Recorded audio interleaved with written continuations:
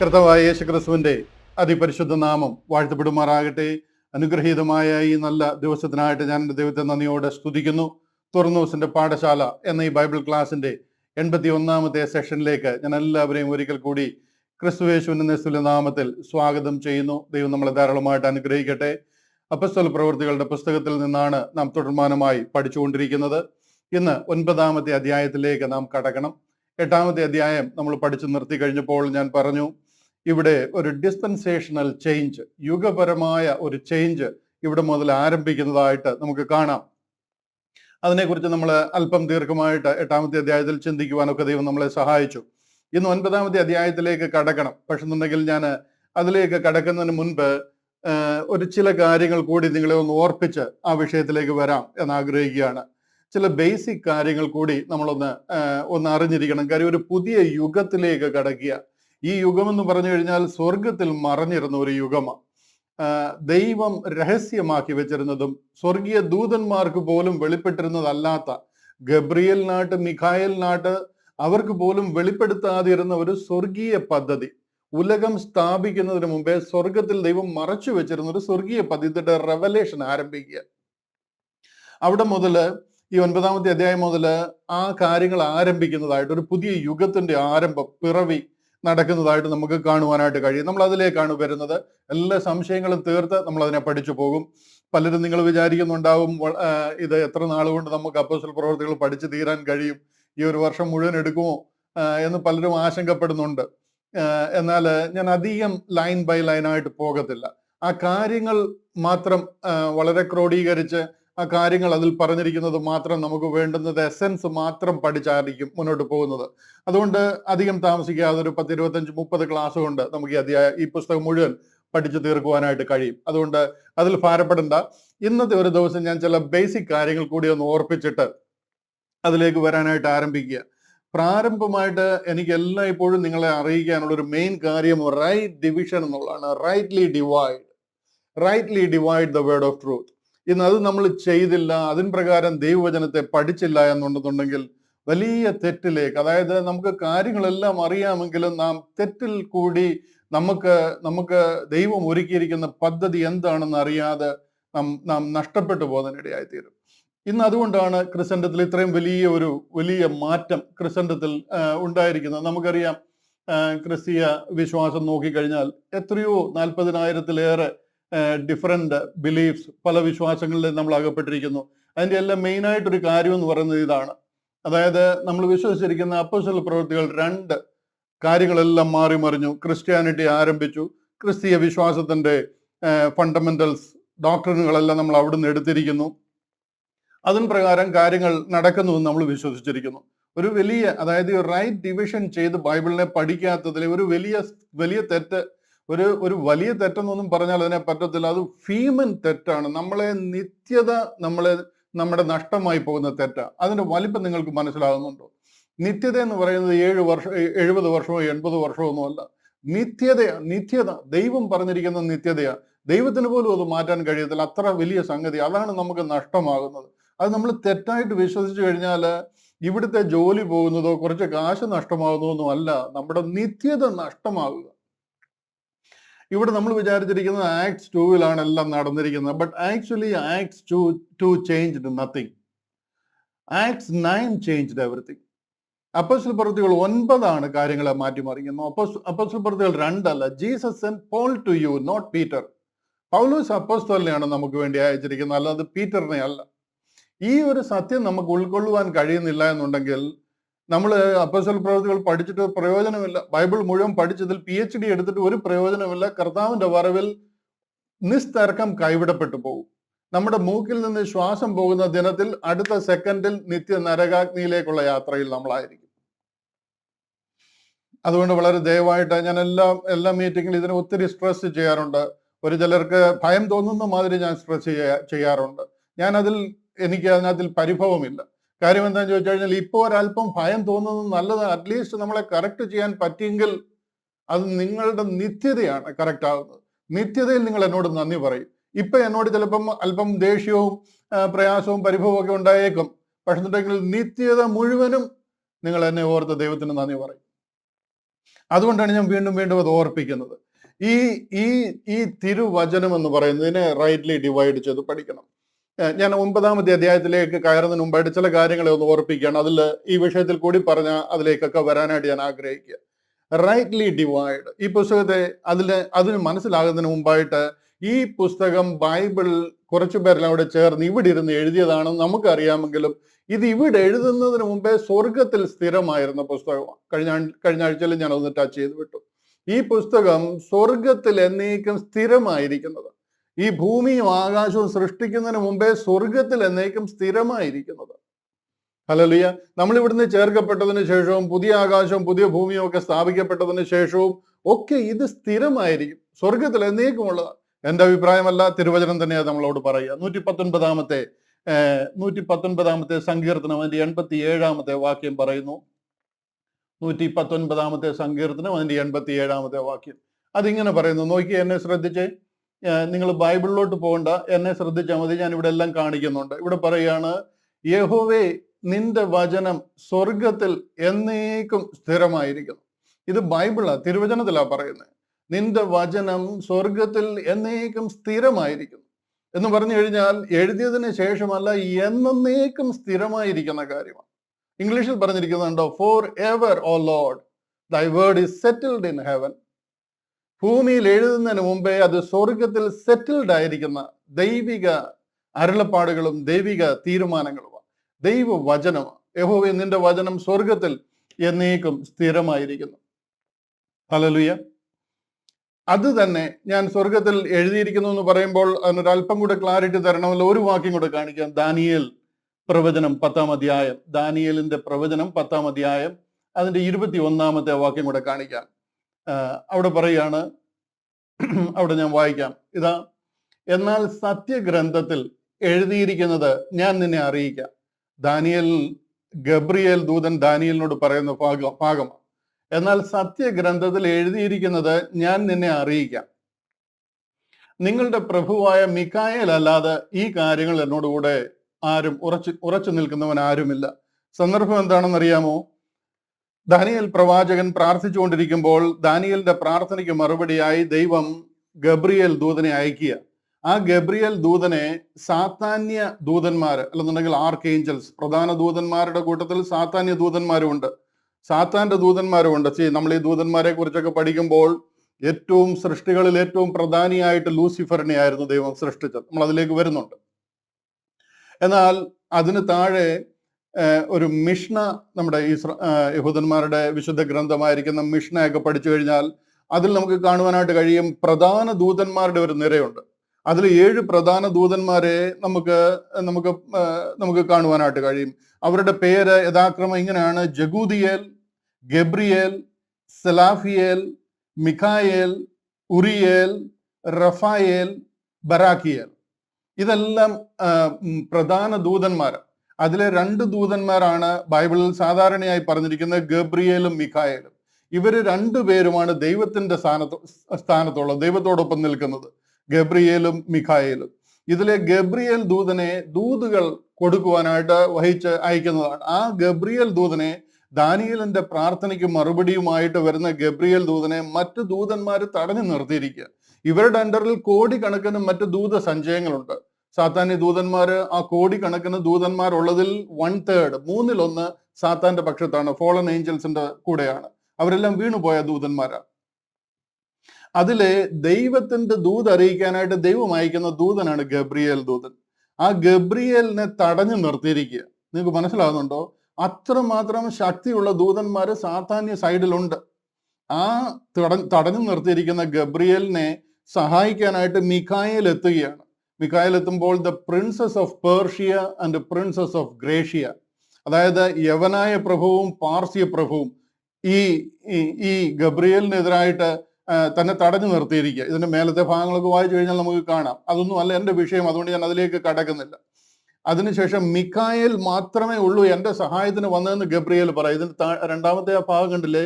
നിങ്ങളുടെ പ്രഭുവായ മിഖായേൽ അല്ലാതെ ഈ കാര്യങ്ങളിൽ എന്നോട് കൂടെ ഉറച്ചു നിൽക്കുവാൻ ആരുമില്ല. മനസ്സിലായോ? ആ ഗബ്രിയേലിന്റെ സഹായത്തിന് എത്തുന്നത് മിഖായേല. വേറെ ഉറിയേലും സലാഫിയേലും റഫായേലും ബറാക്കിയേലും ഒക്കെ ഉണ്ട്. പക്ഷെ ഇവരൊക്കെ ദൈവത്തിന്റെ കൂടെ ഇല്ല. അവരൊക്കെ വീണുപോയ ഏഞ്ചൽസിന്റെ ലീഡേഴ്സ് ആണ്. ലൂസിഫർ ഒത്തിരി പേരെ തെറ്റിച്ചു കളഞ്ഞിട്ടുണ്ട്. അതിലെ മെയിൻ ദൂതന്മാരാണ് ചിലരുടെ പേരാണ് ഞാൻ അവിടെ പ്രതിപാദിക്കുന്നത്. എന്നാൽ അതിന്റെ ആദ്യത്തെ ഭാഗമാണ് ഞാൻ നിങ്ങളോട് പറയാൻ ആഗ്രഹിക്കുന്നത്. എന്നാൽ സത്യഗ്രന്ഥത്തിൽ എഴുതിയിരിക്കുന്നത് ഞാൻ നിന്നെ അറിയിക്കാം. ഗബ്രിയേല് ദാനിയേൽ പ്രവാചകനോട് പറയുക, സത്യഗ്രന്ഥത്തിൽ എഴുതിയിരിക്കുന്നത് അതേതാ? സ്വർഗത്തിൽ എഴുതപ്പെട്ടിരിക്കുന്നത് ഞാൻ നിന്നെ അറിയിക്കാമെന്ന് പറയുക. അത് കേട്ട് മനസ്സിലാക്കിയതിന് ശേഷമാണ് ഈ ദാനിയേൽ പ്രവചനം എഴുതുന്നത്. ഈ 10-ാം അധ്യായം എഴുതുന്നതും 11-ാം അധ്യായം എഴുതുന്നതൊക്കെ ഗബ്രിയേൽ ദാനിയേലിനോട് പറഞ്ഞതിന് ശേഷമാണ്. ഗബ്രിയേൽ പറയുമ്പോൾ ദാനിയേൽ ഇത് എഴുതിയിട്ടില്ല. ഇതിൽ എന്ത് എഴുതിയിരിക്കുന്നുവെന്ന്, ഈ സത്യഗ്രന്ഥത്തിൽ എന്ത് എഴുതിയിരിക്കുന്നു എന്ന് ഞാൻ നിന്നോട് പറയാമെന്ന് ഗബ്രിയേൽ പറയുക. സ്വർഗത്തിൽ എന്നേക്കും സ്ഥിരമായിരിക്കുന്ന ദൈവവചനം. അത് ഭൂമിയിൽ ആരോ എഴുതി വെച്ചിരിക്കുന്ന ഒരു ബുക്കെന്ന് മാത്രം അതിനെ കാണല്ല. ഇതിന് അത്രമാത്രം മാഹാത്മ്യമുണ്ട്. ദൈവത്തിന്റെ അരുളപ്പാടുകളായത്. സ്വർഗത്തിൽ നാം ചെന്ന് കഴിഞ്ഞതിന് ശേഷവും നാം ഇത് കാണാനും ഉപയോഗിക്കാനും പോവുക. ദൈവവചനമാണ്. അതിൽ എഴുതിയിരിക്കുന്നത് എന്താണെന്ന് ഗബ്രിയേൽ പറയുക, ഞാൻ നിനക്ക് പറഞ്ഞു തരാമെന്ന്, ദാനിയേലിന് കാണിച്ചു കൊടുക്കാമെന്ന് പറയുക. Hallelujah, praise God. നിങ്ങളത് മനസ്സിലാക്കുന്നെന്ന് ഞാൻ വിശ്വസിക്കുന്നു. അത്രമാത്രം ഇമ്പോർട്ടൻ്റ് ആണ് ഈ പുസ്തകം. അതിനെ റൈറ്റ്ലി ഡിവൈഡ് ചെയ്ത് പഠിച്ചില്ല എന്നുണ്ടെന്നുണ്ടെങ്കിൽ നമുക്ക് ദൈവിക ഉദ്ദേശം എന്താണ്, നമ്മളെക്കുറിച്ച് ദൈവം ആഗ്രഹിക്കുന്നത് എന്താണ് എന്ന് മനസ്സിലാകാതെ നാം പല കുഴച്ചിലും അകപ്പെട്ടു പോകും. ഇന്ന് വളരെ ഗ്രോസ്ലി, വളരെ ലാവിഷായിട്ട് ക്രിസ്ത്യാനികളെ അല്ലെന്നുണ്ടെങ്കിൽ ക്രിസ്തീയ വിശ്വാസത്തിൽ സാത്താൻ ഇടപെട്ട് ഈ കാര്യങ്ങളെ മനസ്സിലാക്കാതെ നമ്മളെ തെറ്റിച്ചു കളഞ്ഞിരിക്കുക. ഒരു ഭാഗം കൂടെ ഞാൻ വായിച്ചു കേൾപ്പിക്കാം. കൊലോസ്യ ലേഖനം 1-ാം അധ്യായം അതിന്റെ 25-ാമത്തെ വാക്യം.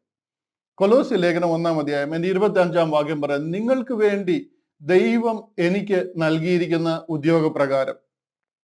കൊലോസ്യയിലെ സഭ പൗലോസ് അപ്പോസ്തലനാൽ സ്ഥാപിതമായ, കൃപയാൽ സ്ഥാപിതമായ ബോഡി ഓഫ് ക്രൈസ്റ്റ് ചർച്ചാണ്.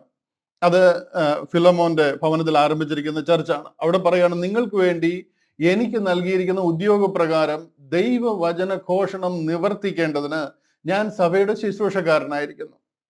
ഇവിടെ എന്താ നിങ്ങൾക്ക് മനസ്സിലായത്? ഇവിടെ വായിക്കുമ്പോൾ നമുക്ക് ഇങ്ങനെയാണ് മനസ്സിലാകുന്നത്, നിങ്ങളോട് സുവിശേഷം അറിയിക്കാൻ ദൈവം എന്നെ നിങ്ങളുടെ പാസ്റ്ററാക്കി വെച്ചിരിക്കുന്നു, അല്ലെങ്കിൽ നിങ്ങളുടെ ശുശ്രൂഷകനായി വെച്ചിരിക്കുന്നു. അത്രയുമാണ് നമുക്കറിയാം. ഇതാണ് ഈ ചെറിയ വ്യത്യാസങ്ങളാണ് മലയാളത്തിൽ വരുന്നതെങ്കിലും കംപ്ലീറ്റ് അതിന്റെ ആശയവും അർത്ഥവും മാറിപ്പോവുക.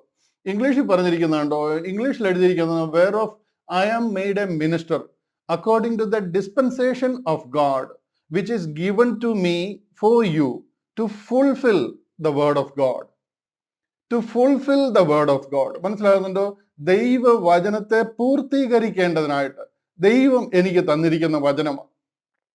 ദൈവവചനത്തെ പൂർത്തീകരിക്കണം. Given to me for you to fulfill the word of God. ആ ഫുൾഫിൽ എന്നുള്ളത് മലയാളത്തിൽ വന്നു കഴിഞ്ഞപ്പോഴത്തേന് ദൈവവചന ഘോഷണമെന്നായി, നിങ്ങളോട് സുവിശേഷം പ്രസംഗിക്കേണ്ടതെന്നായി. എന്നാൽ ആക്ച്വലി അങ്ങനല്ല പറഞ്ഞിരിക്കുന്നത്. തിരുവചനത്തെ 13 ലേഖനങ്ങൾ കൂടെ എഴുതി കഴിഞ്ഞപ്പോൾ, മറഞ്ഞിരുന്ന 13 ലേഖനം കൂടെ എഴുതി കഴിഞ്ഞപ്പോൾ ഇത് ഫുൾഫിൽ ആകുകയാണ്. മനസ്സിലായോ? ഈ ലേഖനങ്ങൾ പൗലോസ് അപ്പോസ്തലൻ കൂടിയാണ് എഴുതപ്പെടുന്നത്. തനിക്ക് വെളിപ്പെട്ടിരിക്കുന്ന ഒരു സ്വർഗീയ മർമ്മമായത്. ഇതിനു മുമ്പ് ഒരു മനുഷ്യർക്കും ഇത് അറിയത്തില്ലായിരുന്നു. പിതാക്കന്മാർക്കായിട്ട്, പ്രവാചകന്മാർക്കായിട്ട്, സ്വർഗീയ ദൂതന്മാർക്ക് പോലും ഇത് അറിയത്തില്ലായിരുന്നു. അതുകൊണ്ട് തന്നെ അവർക്ക് ഈ വിഷയത്തിൽ ഒരു അണ്ടർസ്റ്റാൻഡിങ് ഇല്ല. ഇതുകൊണ്ടാണ് പോൾ ഗലാത്യയിലെ സഭയിൽ പറഞ്ഞപ്പോൾ അവരോട് പറഞ്ഞത്, ഇനി ഞങ്ങളിൽ ഒരുവനാകട്ടെ, സ്വർഗത്തിൽ നിന്നൊരു ദൂതനാകട്ടെ. കാര്യം സ്വർഗത്തിൽ നിന്ന് ദൂതന്മാർ വന്ന് ഇതുപോലെ പറയുന്ന ഒരു രീതി അന്നുണ്ടായിരുന്നു. ഗബ്രിയേൽ ദാനിയേലിനോട് വന്ന് പറഞ്ഞതുപോലെ പലയിടത്തും ദൈവം സ്വർഗീയ ദൂതന്മാരെ ഉപയോഗിക്കാറുണ്ടായിരുന്നു. അങ്ങനെ സ്വർഗത്തിലെ ഒരു ദൂതൻ വന്ന് ഞങ്ങളോട് പറഞ്ഞതെന്ന് ആരും പറയാൻ ഇടയാക്കല്ല. അതുകൊണ്ടാണ് അതുകൂടെ കവർ ചെയ്ത് പോൾ പറഞ്ഞിരിക്കുന്നത്, ഇനി ഞങ്ങളല്ല, ഞങ്ങളുടെ കൂടെ നടന്നിരുന്ന ഒരാളെന്നല്ല, സ്വർഗത്തിൽ നിന്നൊരു ദൂതൻ വന്ന് വേറൊരു സുവിശേഷം പറഞ്ഞാലും അവൻ ശപിക്കപ്പെട്ടവനാണ്. കാര്യം എന്താണെന്ന് ചോദിച്ചു കഴിഞ്ഞാൽ, ദൈവം എനിക്ക് കാണിച്ചു തന്നിരിക്കുന്നതും എനിക്ക് മാത്രം കാണിച്ചു തന്നിരിക്കുന്നതുമായ ഒരു ഉപദേശവും സുവിശേഷവുമായത് ഈ ഒരു പ്രത്യേക യുഗത്തിൽ ദൈവത്തിന്റെ കരുണാ കാലഘട്ടം ആരംഭിച്ച് ദൈവം നമുക്ക് വേണ്ടി തുറന്നിരിക്കുന്ന ഒരു രക്ഷാ പദ്ധതിയാണ്. പൂർവ്വകാലങ്ങൾക്കും തലമുറകൾക്കും മറഞ്ഞു കിടന്ന മർമ്മമായത്. അത് എഴുതി റോമാ ലേഖനം മുതൽ ഫിലമോൻ എഴുതിയ ലേഖനം വരെ ആ 13 ലേഖനങ്ങൾ കൂടി എഴുതി കഴിഞ്ഞപ്പോൾ അത് പൂർണ്ണമാവുകയാണ്. ഇവിടെ അതാ പറഞ്ഞിരിക്കുന്നത്, whereof I am made a minister according to the dispensation of God which is given to me for you to fulfil the word of God. മനസ്സിലാകുന്നുണ്ടോ? നമ്മൾ ചെറിയ തിരുത്ത്, അവിടെ ഒരു ഘോഷണം ആഡ് ചെയ്തപ്പോഴത്തേന് കാര്യങ്ങളുടെ മുഴുവൻ അർത്ഥം മാറിയത് കണ്ടില്ലയോ? ഘോഷണം എന്ന് പറഞ്ഞപ്പോഴത്തേന് വചനം പ്രസംഗിക്കാൻ എന്നെ ഏൽപ്പിച്ചിരിക്കുന്നു എന്നാക്കി. അതല്ല അവിടെ എഴുതിയിരിക്കുന്നത്. നൽകിയ ഉദ്യോഗപ്രകാരം ദൈവവചന ഘോഷണം നിവർത്തിക്കേണ്ടതിന് ഞാൻ സഭയുടെ ശുശ്രൂഷകനായിരിക്കുന്നു. ഘോഷണമല്ല, ദൈവവചനത്തിന്റെ പൂർത്തീകരണത്തിനായിട്ട് എന്നിൽ കൂടി അത് നിവർത്തിയായിക്കൊണ്ടിരിക്കുക, ഞാനത് നിങ്ങളെ അറിയിക്കുകയാണ് എന്ന് പറയുകയാണ്. Praise God, hallelujah. നിങ്ങൾക്കത് മനസ്സിലാകുന്നു എന്ന് ഞാൻ വിശ്വസിക്കുന്നു. ഇവിടെ തിരുവചനത്തിൽ ഒത്തിരിയും ഇതുപോലുള്ള കാര്യങ്ങൾ വരുത്തി തീർത്തിട്ടുണ്ട്. തിരുവചനത്തെ നമ്മൾ മനസ്സിലാക്കാതിരിക്കാൻ, പ്രോപ്പറായിട്ട് അതിനെ മനസ്സിലാക്കാതിരിക്കാൻ സാത്താൻ കഴിയുന്ന രീതിയിൽ എല്ലായിടത്തും സാത്താന്യ ഇൻഫ്ലുവൻസുകൾ ഉണ്ടായിട്ടുണ്ട് എന്ന് നിങ്ങൾ മനസ്സിലാക്കണം. ഇന്ന് ബൈബിൾ നമ്മൾ നോക്കിക്കഴിഞ്ഞാൽ ഏകദേശം 3030 വേർഷൻസ് ഓഫ് ബൈബിൾ ഉണ്ട്. 2011 ലാംഗ്വേജുകളിൽ അത് എഴുതിയിരിക്കുക. എന്നാൽ ദൈവം പറഞ്ഞിരിക്കുന്നത്, ഞാൻ എൻ്റെ വചനത്തെ പ്രിസേർവ് ചെയ്യും, ഞാനതിനെ സൂക്ഷിക്കും. നമുക്കതിനെ സൂക്ഷിക്കും. ദൈവവചനത്തെയും ദൈവിക അരുളപ്പാടിനെയും ഒരിക്കലും കടലിനകത്തിൽ ചുരുളുകൾക്കുള്ളിൽ കളഞ്ഞിരിക്കുക അല്ല, അത് എപ്പോഴും മാനവരാശിക്ക് അവൈലബിൾ ആക്കിയിട്ടുണ്ട്. എഴുതിയ കാലം മുതൽ നമുക്ക് അവൈലബിൾ ആയിട്ടുണ്ട്. ദൈവം അതിനെ സൂക്ഷിക്കും, ദൈവം അതിനെ പ്രിസേർവ് ചെയ്യുമെന്ന് ദൈവം തന്നെ പറയുക. ഞാൻ പറഞ്ഞതല്ല. സങ്കീർത്തനങ്ങൾ 12-ാമത്തെ സങ്കീർത്തനം, അതിന്റെ 6-7 വാക്യങ്ങൾ നമ്മളെ ഓർപ്പിക്കുകയാണ്. ഞാനത് ഒന്ന് പ്രൊജക്റ്റ് ചെയ്യാം. സങ്കീർത്തനങ്ങൾ 12-ാമത്തെ സങ്കീർത്തനം, അതിന്റെ 6-7 വാക്യങ്ങൾ. അവിടെ പറയുകയാണ്, യഹോവയുടെ വചനങ്ങൾ നിർമ്മല വചനങ്ങളാകുന്നു, നിലത്ത് ഉലയിൽ ഉരുക്കി 7 പ്രാവശ്യം ശുദ്ധി ചെയ്ത വെള്ളി പോലെ തന്നെ. അതിന്റെ ഇംഗ്ലീഷ് കണ്ടോ? The word of the Lord R pure words as silver tried in A furnace of earth, purified 7 times. Nirmala വചനങ്ങൾ, യഹോവയുടെ വചനങ്ങൾ നിർമ്മല വചനങ്ങളാകുന്നു. അത് മാലിന്യമുള്ളതല്ല, അത് പ്യുവർ വചനമാണ്, നിർമ്മല വചനങ്ങളാകുന്നു. നിലത്ത് ഉലയിൽ ഉരുക്കി 7 പ്രാവശ്യം ശുദ്ധി ചെയ്ത വെള്ളി പോലെ പ്യുവറാണത്. അത് ദൈവം സൂക്ഷിക്കും, അത് ദൈവവചനമാണ്. അടുത്ത വാക്യം ശ്രദ്ധിച്ചേ. അതിന്റെ ഇംഗ്ലീഷ് കണ്ടില്ല, thou shall keep them, O Lord, thou shall preserve them for this generation forever. ഈ തലമുറയ്ക്ക് എന്നേക്കുമായിട്ട് ഞാനത് പ്രിസേർവ് ചെയ്ത് സൂക്ഷിക്കും എന്ന് ദൈവം പറയുക. എന്നാൽ അത് മലയാളത്തിൽ വന്നപ്പോൾ കണ്ടോ അത് എങ്ങനെയായെന്നുള്ളത്? യഹോവേ, നീ അവരെ കാത്തുകൊള്ളും, ഈ തലമുറയിൽ നിന്ന് നീ അവരെ എന്നും സൂക്ഷിക്കും. ആരെ സൂക്ഷിക്കുന്ന കാര്യമാണ്? മലയാളത്തിൽ വന്നപ്പോഴത്തേന് അതിന്റെ അർത്ഥം മാറിയത് കണ്ടോ?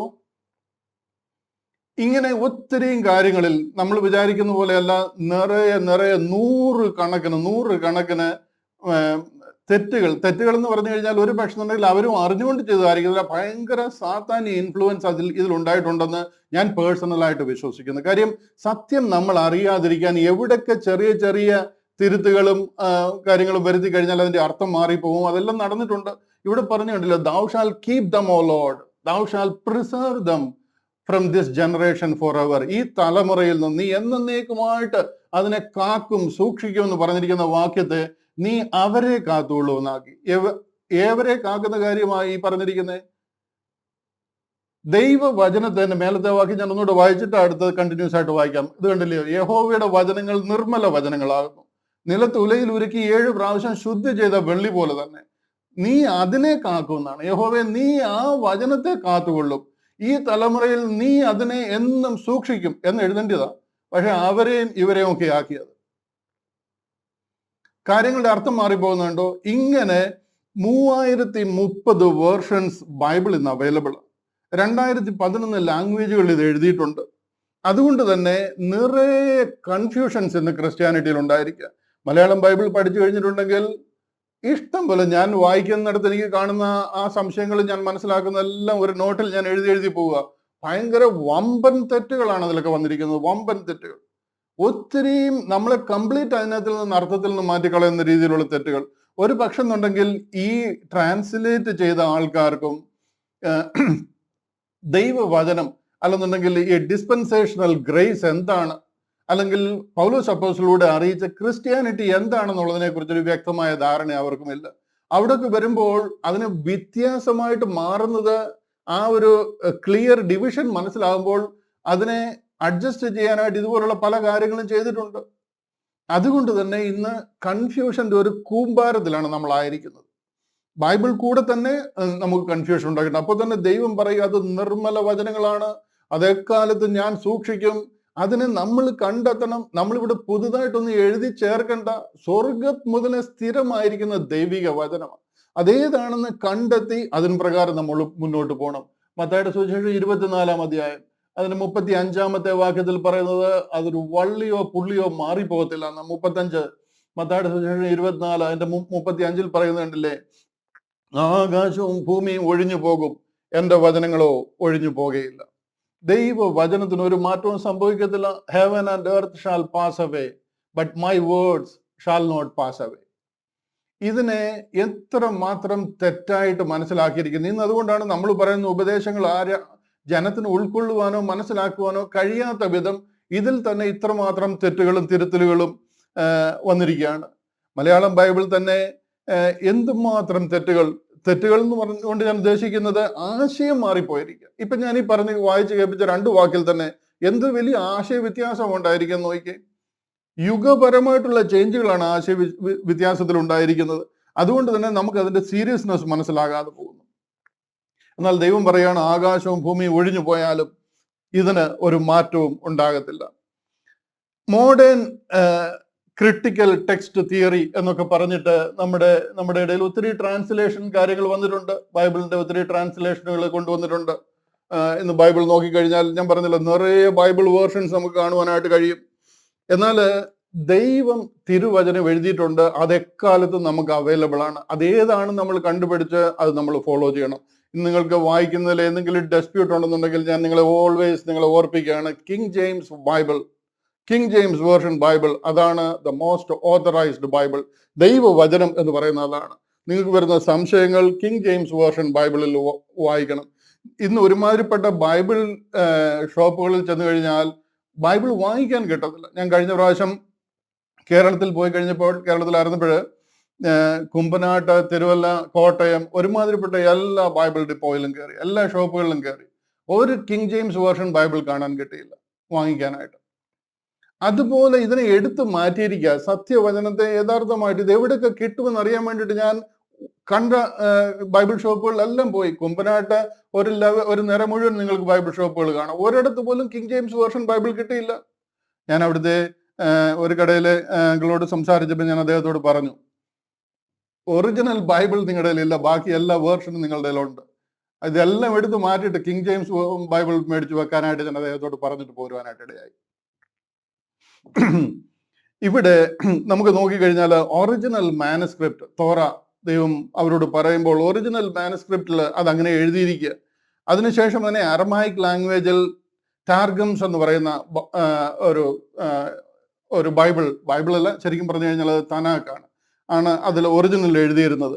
അതിനുശേഷം ഒരു ഹിസ്റ്ററി പരിശോധിച്ചു കഴിഞ്ഞാൽ BC 200-കളിൽ നോക്കിക്കഴിഞ്ഞാൽ ഗ്രീക്ക് ഭാഷയിൽ സെപ്റ്റുവിജന്റ് എന്ന് പറയുന്ന ബൈബിൾ എഴുതപ്പെടുകയുണ്ടായി. സെപ്റ്റുവിജന്റ് നിങ്ങളൊക്കെ ബൈബിൾ പഠിച്ചിട്ടുള്ളത് നിങ്ങൾക്ക് അറിയാം. സെപ്റ്റുവിജന്റ് എന്ന് പറയുന്ന ഒരു വേർഷൻ ബൈബിൾ അത് ഗ്രീക്കിലാണ് എഴുതിയിരിക്കുന്നത്. എന്തിനാ ഗ്രീക്കിൽ എഴുതിയിരിക്കുന്നത്? ഗ്രീക്കും യഹൂദനും തമ്മിൽ എന്താ ബന്ധം?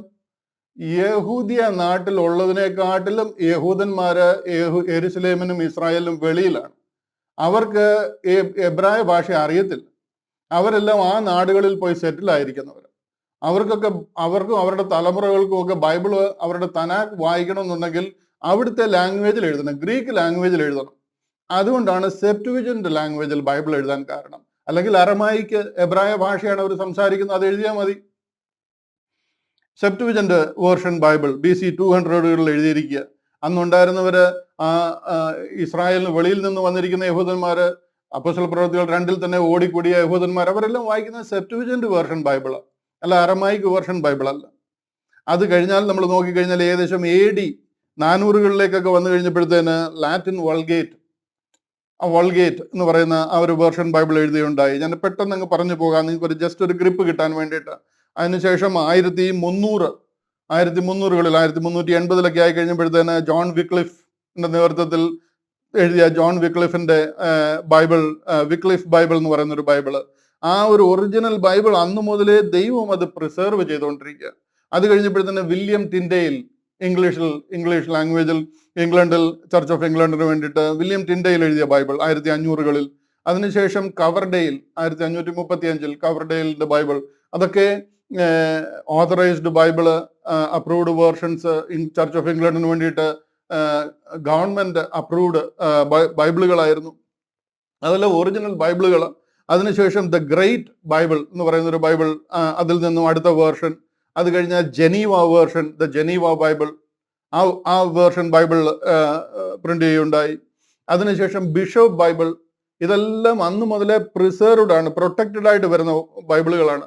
അതിൽ നിന്ന് 1611-ൽ King James Bible, King James Version Bible, ഞാൻ ഉപയോഗിക്കുന്നത് കിങ് ജെയിംസ് വേർഷൻ ബൈബിള്, ഈ ബൈബിള് പ്രസിദ്ധീകരിക്കുകയുണ്ടായി.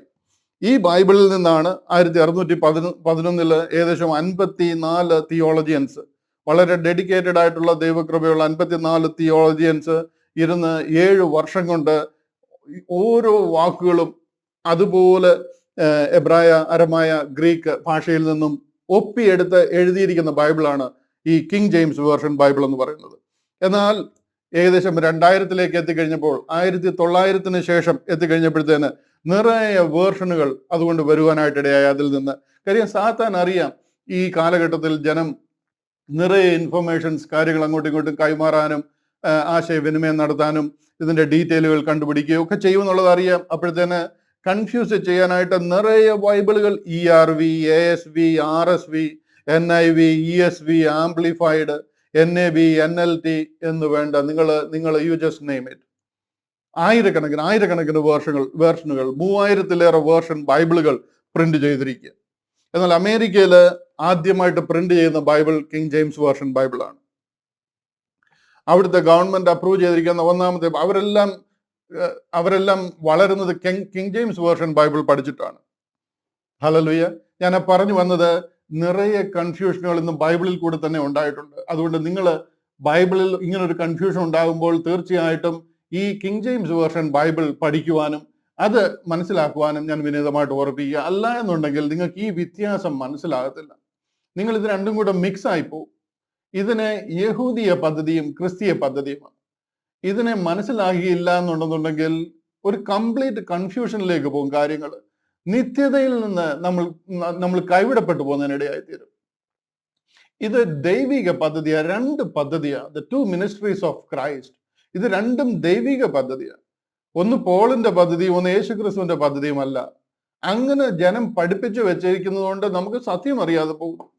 ഒന്ന് കർത്താവിന്റെ ലോകത്തിലെ മിനിസ്ട്രിയിൽ കൂടിയും ആദ്യകാലം മുതലേ പ്രവാചകന്മാരിൽ കൂടെയും പിതാക്കന്മാരെ കൂടെയും നമ്മളെ അറിയിച്ചിരിക്കുന്ന പദ്ധതിയാണ്. അതിന്റെ ഫൈനൽ ഫേസിലാണ് കർത്താവ് ലോകത്തിൽ വരുന്നത്. അതാണ് കർത്താവിന്റെ എർത്തലി മിനിസ്ട്രി. എന്നാൽ കർത്താവ് സ്വർഗത്തിൽ നിന്നും ഹെവൻലി മിനിസ്ട്രി, പൗലോസ് അപ്പോസ്തലനെ വിളിച്ച കർത്താവ് സ്വന്തം പേഴ്സണലായിട്ട് ദൈവം തന്നെ വിളിച്ച ഒരു വേലയ്ക്കാക്കിയിരിക്കുക. അതാണ് ബോഡി ഓഫ് ക്രൈസ്റ്റ് എന്ന മിസ്റ്ററി ആയിരുന്ന, മർമ്മമായിരുന്ന ദൈവിക പദ്ധതി. ഈ 2 പദ്ധതികൾ ഉണ്ടെന്നും ഇതിനെ വിഭജിച്ച് പഠിക്കണമെന്നുള്ളത് ഒരു ദൈവിക അരുളപ്പാടാണ്, ദൈവിക നിയമമാണ്. അതിനെ നിങ്ങൾ മനസ്സിലാക്കണം. എർത്തലി മിനിസ്ട്രി കണ്ടില്ലേ, ഇതിന്റെ പ്രൈമറി സ്ക്രിപ്ചറുകളാണ് പഴയ നിയമത്തിലെ പുസ്തകങ്ങൾ മുഴുവനും, അതുപോലെ 4 സുവിശേഷങ്ങളും. ഡിസ്പെൻസേഷൻ എന്ന് പറയുന്നത് ന്യായപ്രമാണ യുഗമാണ്, ലോ. യേശുക്രിസ്തു അവിടെ രാജാവാണ്, കിങ് ആണ്. 12 അപ്പോസ്തലന്മാരെ, 12 സെന്റ് 12 ടു ഇസ്രായേൽ, 12 പേരെ അവരുടെ ഇടയിലേക്ക് അയക്കുക. Gospel of the kingdom proclaimed. Kingdom, അവരുടെ ആ രാജ്യം യഥാസ്ഥാനത്താക്കുന്ന ആ സുവിശേഷം പ്രൊക്ലെയിം ചെയ്യുക. ഗ്രേറ്റ് കമ്മീഷൻ അവർ കൊടുക്കുക. ഉലകം മുഴുവൻ ചിതറിക്കിടക്കുന്ന യഹൂദനോട് പോയി സുവിശേഷം അറിയിക്കാനായിട്ട് അവരോട് പറയുക. വിശ്വസിക്കുന്നവർ രക്ഷിക്കപ്പെടും, ഇല്ലാത്തവരെ ശിക്ഷാവിധിയിലാകപ്പെടും. ക്രൈസ്റ്റ് സെക്കൻഡ് കമ്മിങ്ങിന് വേണ്ടി അവർ കാത്തിരിക്കുക, കർത്താവ് രാജാതിരാജാവായിട്ട് വരുന്നത്. എന്നാൽ ഇതൊന്നുമല്ല ക്രിസ്തീയ പദ്ധതി, ഇത് യഹൂദിയ പദ്ധതിയാണ്. ക്രിസ്തീയ പദ്ധതി എന്ന് പറയുന്നത് ഹെവൻലി മിനിസ്ട്രി, ദൈവം സ്വർഗത്തിൽ നിന്ന് അന്ന് വരെ സ്വർഗത്തിൽ മർമ്മമായിരുന്ന ഒരു സ്വർഗീയ പദ്ധതി വെളിപ്പെടുത്തുക. അത് എക്സ്ക്ലൂസീവ് സ്ക്രിപ്ചർ എന്ന് പറയുന്നത് പോൾസ് എപ്പിസ്റ്റൽസ് ആണ്, 13 ലേഖനങ്ങൾ. ഡിസ്പെൻസേഷൻ ഏതാണെന്ന് ചോദിച്ചു കഴിഞ്ഞാൽ കൃപായുഗമാണ്, ഗ്രേസ് പീരീഡാണ്. ക്രൈസ്റ്റ് ഈസ് ദ ഹെഡ്, ദൈവം നമ്മുടെ തലയാണ്. സെന്റ് പോൾ ടു ജെന്റൈൽസ്, പൗലോസ് അപ്പോസ്തലനെ ജാതികളുടെ ഇടയിലേക്ക് അയക്കുക. I am the apostle of Gentiles എന്ന് പറഞ്ഞിട്ട്. Gospel of the grace of God proclaimed, കർത്താവിന്റെ കൃപയാൽ രക്ഷിക്കപ്പെടുന്ന ദൈവിക പദ്ധതിയായത്. ഇവിടെ നമ്മൾ പ്രവർത്തികളൊക്കെ ചെയ്ത് കൽപ്പനകളൊക്കെ പ്രമാണിച്ച് പതാരവും കൊടുത്ത് 10 കൽപ്പന അനുസരിച്ച് രക്ഷിക്കപ്പെടുന്ന മാർഗമല്ല ഇത്. ഗ്രേസ് കമ്മീഷൻ, കർത്താവ് കൃപയാൽ നമ്മളെ വീണ്ടെടുത്ത ആ കമ്മീഷൻ ലോകത്തെ അറിയിക്കുവാൻ ദൈവം നമ്മളെ ഓരോരുത്തരെ ഏൽപ്പിച്ചിരിക്കുക. 2 Corinthians chapter 5 verses 18 to 20. അതാണ് നമ്മുടെ grace commission. Christ secret coming in heaven, ഇതാണ് നമ്മുടെ വാഗ്ദത്തം. റാപ്ചർ, സെക്കൻഡ് കമ്മിങ് അല്ല നമ്മുടെ വാഗ്ദത്തം. നമ്മൾ കർത്താവിന്റെ രഹസ്യ വരവിന് വേണ്ടിയാണ് നോക്കിയിരിക്കുന്നത്. അതിനെയാണ് നമ്മൾ മനസ്സിലാക്കേണ്ടത്. ഇതൊന്നും നമ്മൾ അറിയാതെ പോകുന്നത് എന്താണെന്ന് ചോദിച്ചു കഴിഞ്ഞാൽ നമുക്ക് എന്താണ് നമ്മുടെ വിളിയെന്ന് അറിയത്തില്ല. അതാണ് അല്പം കൂടെ നിങ്ങളെ ഒന്ന് മനസ്സിലാക്കാനായിട്ട്. കാര്യം ഞാൻ 8ാമത്തെ അധ്യായം കഴിഞ്ഞിട്ട് 9ാമത്തെ അധ്യായത്തിലേക്ക് കയറുമ്പോൾ ആ ഡിസ്പെൻസേഷണൽ ചേഞ്ച് എന്താണെന്ന് നിങ്ങൾക്ക് മനസ്സിലാകണം. എന്താണ് കർത്താവ് ഇവിടെ പോളിലൂടെ പറയാൻ ആഗ്രഹിക്കുന്നത്? എന്തിനാണ് ഇവിടുന്ന് പോളിനെ സ്വർഗത്തിൽ നിന്ന് വിളിച്ചിരിക്കുന്നത്? കർത്താവ് ഒലിവ് മലയിൽ നിന്ന് പോവുക, ശിഷ്യന്മാരെ ആകാശത്തിലേക്ക് നോക്കി നിൽക്കുക, അവരോട് പറയുക, ഞാൻ പോയതുപോലെ മടങ്ങി വരും, നിങ്ങളുടെ ഇടയിലേക്ക് മടങ്ങി വരും, നിങ്ങളെ എൻ്റെ അടുക്കൽ ചേർപ്പാൻ ഞാൻ മടങ്ങി വരും. അതിനൊരു വരവുണ്ട്, അതിന് കർത്താവ് വരേണ്ടതാ. എന്നാൽ ആ വരവ് ഇന്ററപ്റ്റ് ചെയ്തിട്ട് പോളിന്റെ അടുക്കൽ ദമസ്കോസിൽ ഇറങ്ങി വന്നിരിക്കുക. നിങ്ങൾക്ക് മനസ്സിലാകുന്നുണ്ടോ? ഞാൻ ആ അധ്യായത്തിലേക്കൊക്കെ വരുമ്പോൾ അത് കൂടുതൽ എക്സ്പ്ലെയിൻ ചെയ്യാം. 9ാം അധ്യായത്തിൽ കർത്താവ് യേശു ക്രിസ്തു ഇറങ്ങി വന്നിരിക്കുകയാണ് ഡമസ്കോസിൽ. പരിശുദ്ധാത്മാവ് ഇവിടെ ഉണ്ട്, പരിശുദ്ധാത്മാവിനാൽ ആ കാര്യങ്ങൾ ചെയ്യാൻ പറ്റും. എന്നാലും കർത്താവായ യേശു ക്രിസ്തു ഇറങ്ങി പോളിനോട് വന്നിരിക്കുക, പോളിന്റെ അടുക്കൽ. 2 പദ്ധതികളാണിത്. ആ 2ാമത്തെ ഡിസ്പെൻസേഷൻ ആരംഭിക്കുക. ഇവിടെ കിങ്ഡം ഓഫ് ഗോഡ്, നമുക്ക് എല്ലാവർക്കും സംശയം ഉണ്ടാകും. ദൈവരാജ്യം എന്ന് പറയുമ്പോൾ ഇത് രണ്ടുമല്ല, ഇത് രണ്ടും ദൈവത്തിന്റെ രാജ്യമാണ്. ഇത് 2 പദ്ധതികളും ദൈവീയ രാജ്യത്തിലെ പദ്ധതികളാണ്. കൺഫ്യൂസ് ആകല്ല. എന്നാൽ ഇതിനെ രണ്ടിനെയും ദൈവത്തിന് ദൈവരാജ്യം എന്ന് പറയാം. ക്രിസ്തീയ പദ്ധതിയും ദൈവരാജ്യത്തിന്റെ പദ്ധതി എന്ന് പറയാം, യഹൂദിയ പദ്ധതിയും ദൈവരാജ്യം എന്ന് പറയാം. എന്നാൽ എവിടെങ്കിലും അതിനെ സ്വർഗരാജ്യം എന്ന് പറഞ്ഞിട്ടുണ്ടെന്നുണ്ടെങ്കിൽ സ്പെസിഫിക്കലി അത് യഹൂദിയ പദ്ധതിയാണ്. അത് എർത്ത്ലി പ്രോഗ്രാമാണ്, ഭൂമിയെ വീണ്ടെടുത്ത് ഭൂമിയിൽ വസിക്കുന്ന പദ്ധതിയാണ്. ദ കിങ്ഡം ഓഫ് ഹെവൻ, സ്വർഗീയ പദ്ധതി. എന്നാൽ നമ്മുടെ കണ്ടിൽ നമ്മൾ ഹെവൻലി ആണ്. The body of Christ, church, സഭ, ഇത് സ്വർഗത്തിലേക്ക് പോകുന്ന പദ്ധതിയാണ്. അപ്പൊ ഈ യഹൂദനെയും സഭ എന്ന് പറഞ്ഞിട്ടുണ്ടല്ലോ, ഉണ്ട്. സഭ എന്ന് പറയുന്ന ഒരു മാജിക് വേർഡ് അല്ല, വിശുദ്ധന്മാരുടെ കൂട്ടം എന്ന അർത്ഥം. ഇവിടെയും വിശുദ്ധന്മാരുണ്ട്, അതുകൊണ്ടാണ് അവരുടെ സഭ എന്ന് പറയുന്നത്. ഈ സഭയെ ബോഡി ഓഫ് ക്രൈസ്റ്റ് എന്ന് എക്സ്ക്ലൂസീവ്ലി ഇതിനെ സഭ എന്നാ പറയുന്നത്.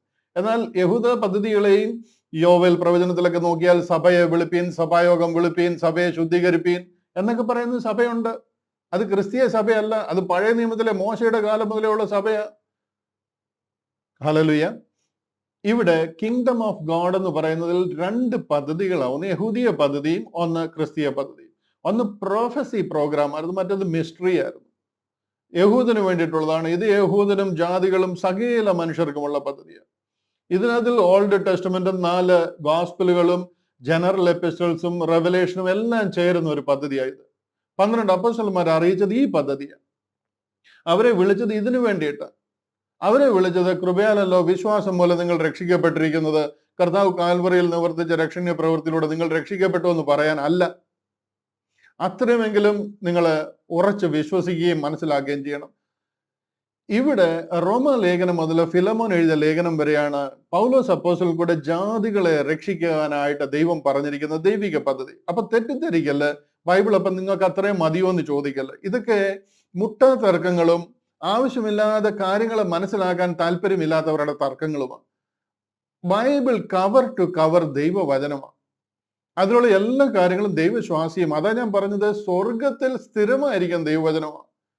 സ്വർഗത്തിൽ എഴുതിയതിന് ശേഷമാണ് അത് ഇവിടെ എഴുതിയിരിക്കുന്നതെന്ന് മനസ്സിലാക്കണം. അത്രയ്ക്ക് ആദരവുള്ള മഹത്വമേറിയ ദൈവിക വചനങ്ങളാണ്. നമ്മുടെ രക്ഷാ പദ്ധതി ദൈവം കാണിച്ചു തന്നിരിക്കുന്നത് റോമാലേഖനം മുതൽ ഫിലമോൻ എഴുതിയിരിക്കുന്ന ലേഖനം വരെ. കാര്യം എന്താന്ന് ചോദിച്ചു കഴിഞ്ഞാൽ അത് സ്വർഗത്തിൽ മറഞ്ഞിരുന്ന ഒരു സ്വർഗീയ പദ്ധതിയാണ്. അത് ദൈവം മറച്ചു വെക്കാൻ കാരണമുണ്ടായിരുന്നു. ഇതെല്ലാം ഞാൻ നിങ്ങളോട് പറഞ്ഞിട്ടുള്ളത്. എന്നില്ല ഞാൻ വീണ്ടും അതിന് എന്തിനാ വീണ്ടും ഒന്നുകൂടെ പറയുന്നതെന്ന് ചോദിച്ചു കഴിഞ്ഞാൽ അതിലൊരു പരിപൂർണ ഉറപ്പ് നമുക്ക് ആ വിഷയത്തിൽ ഉണ്ടാകണം. റൈറ്റ് ഡിവിഷൻ എന്താണ്, എന്തുകൊണ്ടാണ് റൈറ്റ്ലി ഡിവൈഡ് ചെയ്യേണ്ടുന്നത്, ചെയ്തില്ലെങ്കിൽ എന്താണ് പ്രശ്നം എന്നുള്ള കാര്യങ്ങൾക്കൊന്ന് ഒരു ഉറപ്പ് കിട്ടാൻ വേണ്ടിയിട്ടാണ്. ഇതിന്റെ എല്ലാം നമ്മളെ ഈ കൺഫ്യൂസ് ആക്കുന്നതിലെല്ലാം പ്രയോജനം ആർക്കാണെന്ന് അറിയാമോ? മുഴുവനും സാത്താനാണ് ഇതിന്റെ പ്രയോജനം. കാര്യം ഇതിന്റെ മുഴുവൻ അധികാരി സാത്താനാണ്. ഇന്ന് അവന്റെ കയ്യിലാണ് ഇതെല്ലാം ഇരിക്കുന്നത്. നമ്മൾ ഈ സത്യം അറിഞ്ഞു കഴിഞ്ഞാൽ, ദൈവഭാഗത്തേക്ക് വന്നു കഴിഞ്ഞാൽ, ഈ സത്യം മനസ്സിലാക്കി വന്നു കഴിഞ്ഞാൽ നാം നിത്യതയിൽ ചേർക്കപ്പെടാനായിട്ട്, അല്ലെന്നുണ്ടെങ്കിൽ നാം ഇതിനെല്ലാം അവകാശികളായി തീരാൻ പോവുകയാണ്. ഈ രണ്ട് പദ്ധതികൾ, അതായത് ഭൂമിയെയും സ്വർഗത്തെയും, ഇതിനെ രണ്ടിനെയും വീണ്ടെടുക്കുന്ന സ്വർഗീയ പദ്ധതി, ദൈവിക പദ്ധതിയാണ്. ഇത് രണ്ടും രണ്ട് പദ്ധതികളാണ്. അതിലെ ഒരു പദ്ധതി ദൈവം മറച്ചു വെച്ചിരുന്നു. കർത്താവായ യേശു ക്രിസ്തു കാൽവറിയിൽ നിവർത്തിക്കുന്ന രക്ഷണ പ്രവൃത്തിയിലെ വിശ്വാസത്താൽ സകല മാനവരാശിയും രക്ഷിക്കപ്പെടുന്ന ഒരു പദ്ധതിയുണ്ട്. അതിലാണ് നാം ആയിരിക്കുന്നത്. അത് ദൈവം മറച്ചു വെച്ചിരുന്നു എന്നുവരെ പൗലോസ് അപ്പോസ്തലനെ വിളിക്കുന്ന നാൾ വരെ. അപ്പോസ്തല പ്രവൃത്തികൾ 9-ാം അധ്യായം ആരംഭിക്കുന്നത് വരെ ഇവർക്കാർക്കും ആ പദ്ധതി അറിയത്തില്ല. അർത്ഥാൽ ക്രിസ്തീയ പദ്ധതി എന്താണെന്ന് അറിയത്തില്ല. ക്രിസ്തീയമെന്ന് ഞാൻ പറയുന്നെങ്കിലും ആ സ്വർഗീയ പദ്ധതി, അല്ലെങ്കിൽ ബോഡി ഓഫ് ക്രൈസ്റ്റ് എന്ന പദ്ധതി, നമ്മുടെ 11-ാമത്തെ അധ്യായത്തിൽ വരുമ്പോൾ നമ്മൾ ക്രിസ്ത്യാനി എന്ന് പേര് കിട്ടി എന്നൊരു ഭാഗം നമ്മൾ പഠിക്കും. അവിടെ ഞാൻ അത് കൂടുതൽ എക്സ്പ്ലെയിൻ ചെയ്യാം. സ്വർഗത്തിലേക്ക് പോകുന്ന സ്വർഗീയ പദ്ധതി, ബോഡി ഓഫ് ക്രൈസ്റ്റ് എന്ന പദ്ധതി അന്ന് വരെ ഒരു കുഞ്ഞുങ്ങൾക്കും അറിയത്തില്ല. അതുകൊണ്ട് തന്നെ അപ്പോസ്തല പ്രവൃത്തി 2-ലോ 3-ലോ 4-ലോ 5-ലോ ഒന്നും നടന്നത് ക്രിസ്തീയ പദ്ധതി അല്ല, ബോഡി ഓഫ് ക്രൈസ്റ്റ് എന്ന പദ്ധതി അല്ല. അതുകൊണ്ടാണ് ഞാൻ ഈ 9-ാമത്തെ അധ്യായം തുടങ്ങുന്നതിന് മുമ്പായിട്ട് ഇത് നിങ്ങളെ ഒന്നുകൂടെ ഒന്ന് റിമൈൻഡ് ചെയ്യിക്കുന്നത്. ഇവിടെ ദൈവം സ്വർഗത്തിൽ മറച്ചു വെച്ചിരുന്ന പദ്ധതിയാണ്. കൊലോസി ലേഖനം 1-ാം അധ്യായം അതിന്റെ 26-ാം വാക്യം അത് വായിച്ചു കഴിഞ്ഞാൽ നമ്മൾ 25-ാമത്തെ വാക്യം അല്പം മുമ്പേ കണ്ടതായിരുന്നു. 26-ാമത്തെ വാക്യം അതിൽ പറയുകയാണ്, ഇത് 26-ാമത്തെ വാക്യം കണ്ടില്ലേ, നിങ്ങൾക്ക് വേണ്ടി ദൈവം എനിക്ക് നൽകിയിരിക്കുന്ന ഉദ്യോഗപ്രകാരം ദൈവവചന ഘോഷണം നിവർത്തിക്കേണ്ടതിന് ഞാൻ സഭയുടെ ശുശ്രൂഷകന ആയിരിക്കുന്നു. ഫൈൻ. 26-ാമത്തെ വാക്യം, അത് പൂർവ്വകാലങ്ങൾക്കും തലമുറകൾക്കും മറഞ്ഞ കിടന്ന മർമ്മം എങ്കിലും ഇപ്പോൾ അവന്റെ വിശുദ്ധന്മാർക്ക് വെളിപ്പെട്ടിരിക്കുന്നു. മനസ്സിലാകുന്നുണ്ടോ? ഇത് മറഞ്ഞു കിടന്നിരുന്ന മർമ്മമാണ്, സ്വർഗീയ മർമ്മമാണ്. ദൈവം സ്വർഗത്തിൽ മറച്ചു വെച്ചിരുന്ന മർമ്മമാണ്. ദൈവം മറച്ചു വെച്ചിരുന്നത് ഇവിടെ ആർക്കെങ്കിലും അറിയാമായിരുന്നു എന്ന് പറഞ്ഞു കഴിഞ്ഞാൽ ശുദ്ധ ഭോഷ്കാണത്. ദൈവം മറച്ചു വെച്ചിരുന്നതിന് കാര്യമുണ്ട്. നമ്മളത് വായിക്കും. വരുന്ന അധ്യായം, അടുത്ത ഭാഗങ്ങൾ നമ്മൾ ചിന്തിച്ചു വരുമ്പോൾ നമ്മളത് വായിക്കും. ഇവിടെ ഞാൻ ഒരു അല്പം സാത്താനെ കുറിച്ച് നിങ്ങളോടൊന്ന് പറയേണ്ടതായിട്ടിരിക്കുന്നു.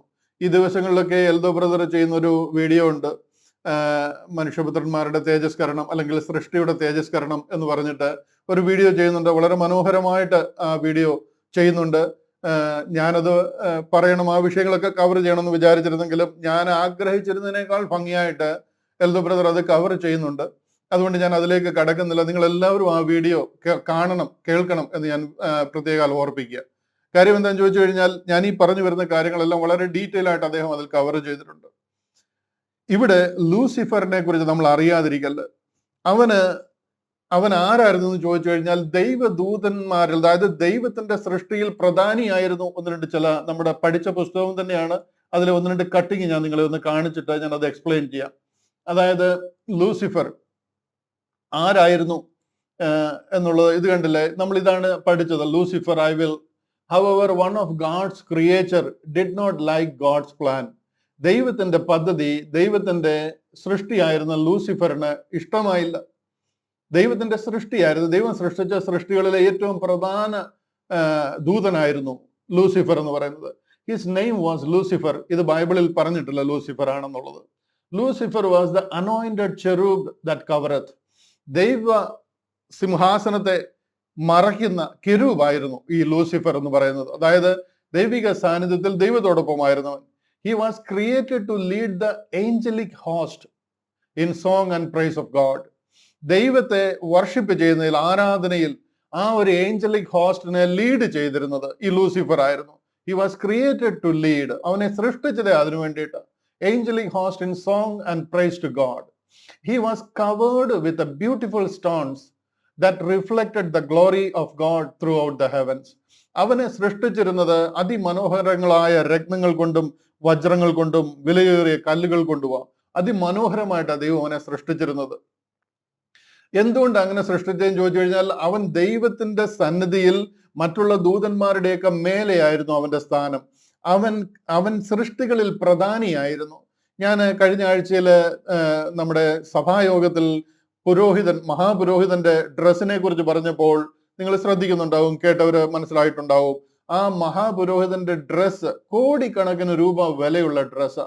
ഇന്നത്തെ വില ഇന്ന് കോടിക്കണക്കിന് രൂപ വിലയുള്ള ഡ്രസ്സാണ് ആയിട്ടേക്കുന്നത്. അതിൽ മുഴുവനും രത്നങ്ങളും വജ്രങ്ങളും കല്ലുകളും എല്ലാം പതിച്ചിരിക്കുക. കാര്യം എന്താന്ന് ചോദിച്ചു കഴിഞ്ഞാൽ, ദൈവത്തിന്റെ സന്നിധിയിൽ മനുഷ്യർക്കും ദൈവത്തിനും ഇടയിൽ ഇടനിലക്കാരനായിട്ട് ദൈവത്തിന്റെ സന്നിധിയിൽ കയറി ചെല്ലേണ്ടുന്ന ആളാണ്. അതുകൊണ്ട് അവനെ അതിമനോഹരമായിട്ട് ദൈവത്തിന്റെ സന്നിധിയിൽ വരണം. അതിന് പ്രത്യേക വസ്ത്രം, പ്രത്യേക പൗരോഹിത്യ വസ്ത്രം കൊടുത്തിരിക്കുക. മനുഷ്യനാണ്, അതിലൊരു മനുഷ്യന് വേറൊരു മനുഷ്യനേക്കാൾ വലിയൊരു പ്രത്യേകതയില്ല. പക്ഷെ അവനെ വ്യത്യസ്തനാക്കേണ്ടത് ദൈവം തന്നെ കൽപ്പിച്ചു കൊടുത്തിരിക്കുക. ആ ഡ്രസ്സ് തയ്ക്കാൻ പ്രത്യേക ജ്ഞാനം തയ്യക്കാർക്ക് കൊടുത്തേക്കുക. അതിന് തയ്ക്കേണ്ടുന്ന നൂലുകളുടെയൊക്കെ ഡീറ്റെയിൽസ് വരെ പറഞ്ഞിരിക്കുക. അത്ര മനോഹരമായിട്ടാണ് ദൈവം അവന്റെ പൊസിഷൻ ദൈവം ആഗ്രഹിക്കുന്നത്. എന്ന് പറഞ്ഞതുപോലെ സ്വർഗീയ ആരാധന ലീഡ് ചെയ്യേണ്ടുന്ന ആളും ഏറെക്കുറെ അതിലും മനോഹരമായിരിക്കണം. അതിനുവേണ്ടി ദൈവം അവനെ അങ്ങനെ സൃഷ്ടിച്ചിരിക്കുക. Angelic host, he was covered with the beautiful stones that reflected the glory of God throughout the heavens. His position was higher than any other created being. സൃഷ്ടികളിൽ ഏറ്റവും ഒന്നാമനായിരുന്നു അവൻ, ഏറ്റവും മെയിൻ സ്ഥാനത്തായിരുന്നു അവൻ. But Lucifer was not satisfied. He wanted to be like the most high. അവൻ അത്യുന്നതനെ പോലെ ആകണം എന്ന് ആഗ്രഹിച്ചു. എന്താണ് അത്യുന്നതനെ പോലെ ആകുക എന്ന് പറഞ്ഞു കഴിഞ്ഞാൽ, അവൻ എന്താണ് ഇത്രയും കാര്യങ്ങളൊക്കെ ഉണ്ടായിട്ട് അവന് തൃപ്തി ഉണ്ടാകാഞ്ഞത്? അവന് അത്യുന്നതനെ പോലെ ആകണം എന്ന് ആഗ്രഹിച്ചു. എന്താണ് അത്യുന്നതൻ എന്ന് പറഞ്ഞു കഴിഞ്ഞാൽ അതിന്റെ അർത്ഥം നമുക്ക് നോക്കാം. എന്താണ് അത്യുന്നതൻ എന്ന് പറയുന്നുണ്ട് ഇവിടെ അർത്ഥമാക്കുന്നതെന്ന് ഞാൻ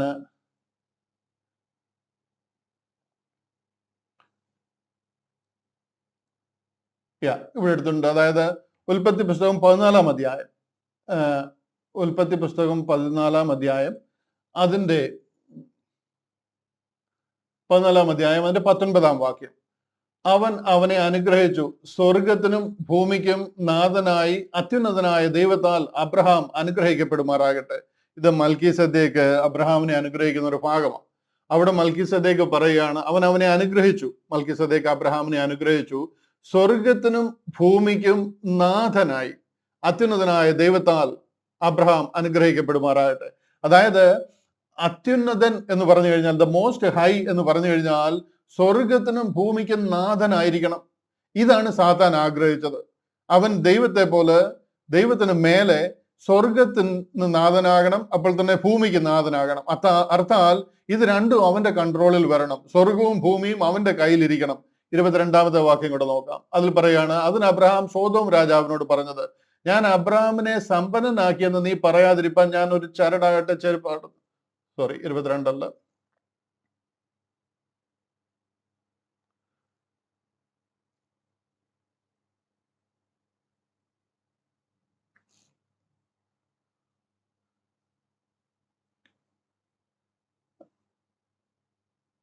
14:22. ആ 23-ലാണ്. സ്വർഗത്തിനും ഭൂമിക്കും നാഥനായി അത്യുന്നതനായ ദൈവമായ യഹോവയിലേക്ക് കൈ ഉയർത്തി സത്യം ചെയ്യുന്നു. ഇവിടെ എല്ലാം കണ്ടില്ലേ, സ്വർഗത്തിനും ഭൂമിക്കും നാഥനാകുക. ഇതാണ് അത്യുന്നതനോട് സമനാകുക എന്ന് പറഞ്ഞു കഴിഞ്ഞാൽ. സാത്താൻ ആഗ്രഹിച്ചത് അതാണ്, അത്യുന്നതനോട് സമനാകുക. ഇതായിരുന്നു സാത്താന്റെ ആഗ്രഹം. അതിനായിട്ട് എന്ത് ചെയ്യണം? ഭൂമിയും സ്വർഗവും ഒക്കെ അവന്റെ കൺട്രോളിൽ വരണം. ജനസിസ് 14:19 ഇതാണ് ഞാൻ വായിച്ച് കേൾപ്പിച്ചത്. The most High God, as the title that speak of God being the possessor of heaven and earth. Satan wanted to possess heaven and earth. His pride caused his fall and he became Satan the devil. അതായത് സാത്താന് ഇതാണ് ദൈവത്തിൽ നിന്ന് അവന് ലഭിക്കണമെന്ന് ആഗ്രഹിച്ചു. അത്യുന്നതനായ ദൈവത്തോട് അവൻ സമനാകുവാനായിട്ട് കൊതിച്ചു. ലൂസിഫർ, അവനെ ദൈവം സൃഷ്ടിച്ചിരുന്നത് സ്വർഗത്തിൽ വളരെ അതിമനോഹരമായ പദ്ധതിയും പൊസിഷനുകളും ഒക്കെയാണ് അവന് കൊടുത്തിരുന്നത്. എന്നാൽ അതിൻ്റെയൊക്കെ മേലെ അവൻ ആഗ്രഹിച്ചിരുന്നു. 1-2 വാക്കുകൾ കൂടെ നിങ്ങളെ കാണിച്ച് ഞാൻ അതൊന്ന് റിമൈൻഡ് ചെയ്യുവാനായിട്ട് ആഗ്രഹിക്കുക. ആ ഭാഗങ്ങളൊന്ന് വായിച്ചു വിടാം. നിങ്ങൾക്ക് എല്ലാവർക്കും അറിയാവുന്നതും പല ആവർത്തി നമ്മൾ പറഞ്ഞിട്ടുള്ളതുമാണെങ്കിലും ഒന്നുകൂടെ അതൊന്ന് കാണിക്കുവാനായിട്ട് പോവുകയാണ്. എഹെസ്കേൽ പ്രവചനം 28-ാം അധ്യായം അതിന്റെ 11-ാമത്തെ വാക്യം. യഹോവയുടെ അരുളപ്പാട് എനിക്കുണ്ടായത് എന്തെന്നാൽ, മനുഷ്യപുത്ര, നീ സോർ രാജാവിനെ കുറിച്ചൊരു വിലാപം തുടങ്ങി അവനോട് പറയേണ്ടത്, യഹോവയായ കർത്താവ് ഇപ്രകാരം അരുളി ചെയ്യുന്നു, നീ മാതൃകാ മുദ്രയാകുന്നു, നീ ജ്ഞാനസമ്പൂർണനും സൗന്ദര്യ സമ്പൂർണനുമാകുന്നു. ഇവിടെ ഈ സോർ രാജാവ് എന്നൊക്കെ പറയുന്നത് ലൂസിഫറിനെയാണ് റെഫർ ചെയ്യുന്നത്. അതിന്റെ ഒത്തിരി ഡീറ്റെയിൽസിലേക്ക് ഞാൻ കടക്കുന്നില്ല. അതുകൊണ്ടാണ് ഞാൻ പറഞ്ഞത്, എൽദോ ബ്രദർ പറഞ്ഞിരിക്കുന്ന ഒരു 3-4 വീഡിയോകൾ ചെയ്യുന്നുണ്ട്, ഇപ്പൊ ലേറ്റസ്റ്റ് ആയിട്ട് നടക്കുന്നത്. അത് കണ്ടു കഴിഞ്ഞാൽ ഇതിനെക്കുറിച്ചുള്ള എല്ലാ ഡീറ്റെയിലുകളും അദ്ദേഹം കവർ ചെയ്യുന്നുണ്ട്. അതുകൊണ്ട് ഞാൻ അത്രയും ഡീറ്റെയിലേക്ക് പോകുന്നില്ല.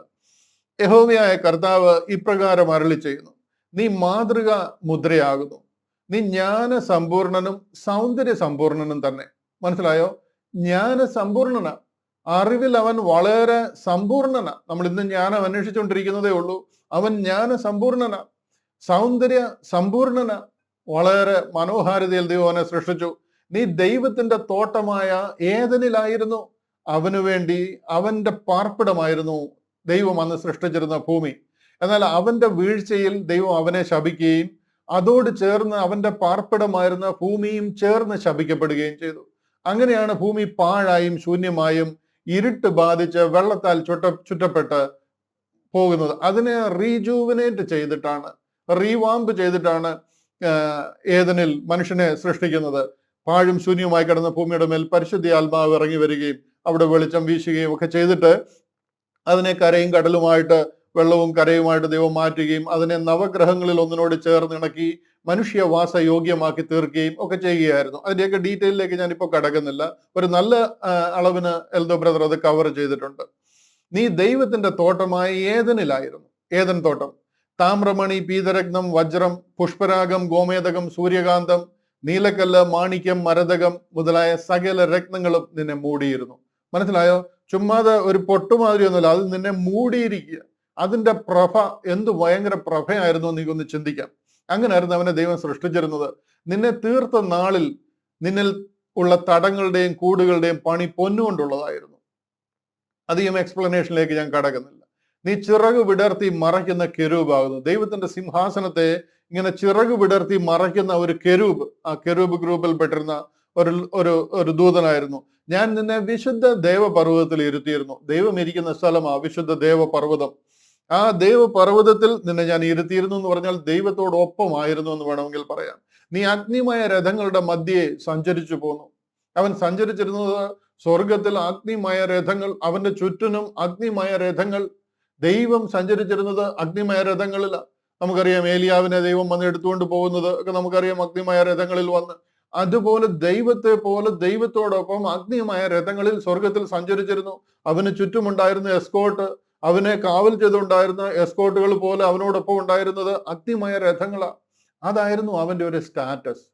അതുപോലെ അവൻ വീണു പോകുന്നതിന് മുമ്പ് ഇതായിരുന്നു അവന്റെ ഒരു സ്റ്റാറ്റസ്. ഇതുകൊണ്ട് തന്നെയാണ് അവന് ദൈവത്തിന് മേലെയാകാനായിട്ട്, അതായത് അത്യുന്നതന്റെ മേലെ, അത്യുന്നതൻ എന്ന് പറയുമ്പോഴത്തേന് സ്വർഗത്തിനും ഭൂമിക്കും നാഥനായിരിക്കുന്നവന്റെ മേലെ അവനെ പോലെ ആകുവാൻ സാത്താൻ ആഗ്രഹിക്കുക ചെയ്തത്. നിന്നെ സൃഷ്ടിച്ച നാൾ മുതൽ നിങ്ങൾ നീതികേട് കണ്ടതുവരെ സോറി, ഞാനിത് ഡിസ്പ്ലേ ചെയ്യുന്നില്ലായിരുന്നു, ഞാനത് വായിച്ചു പോവുകയായിരുന്നു, സോറി.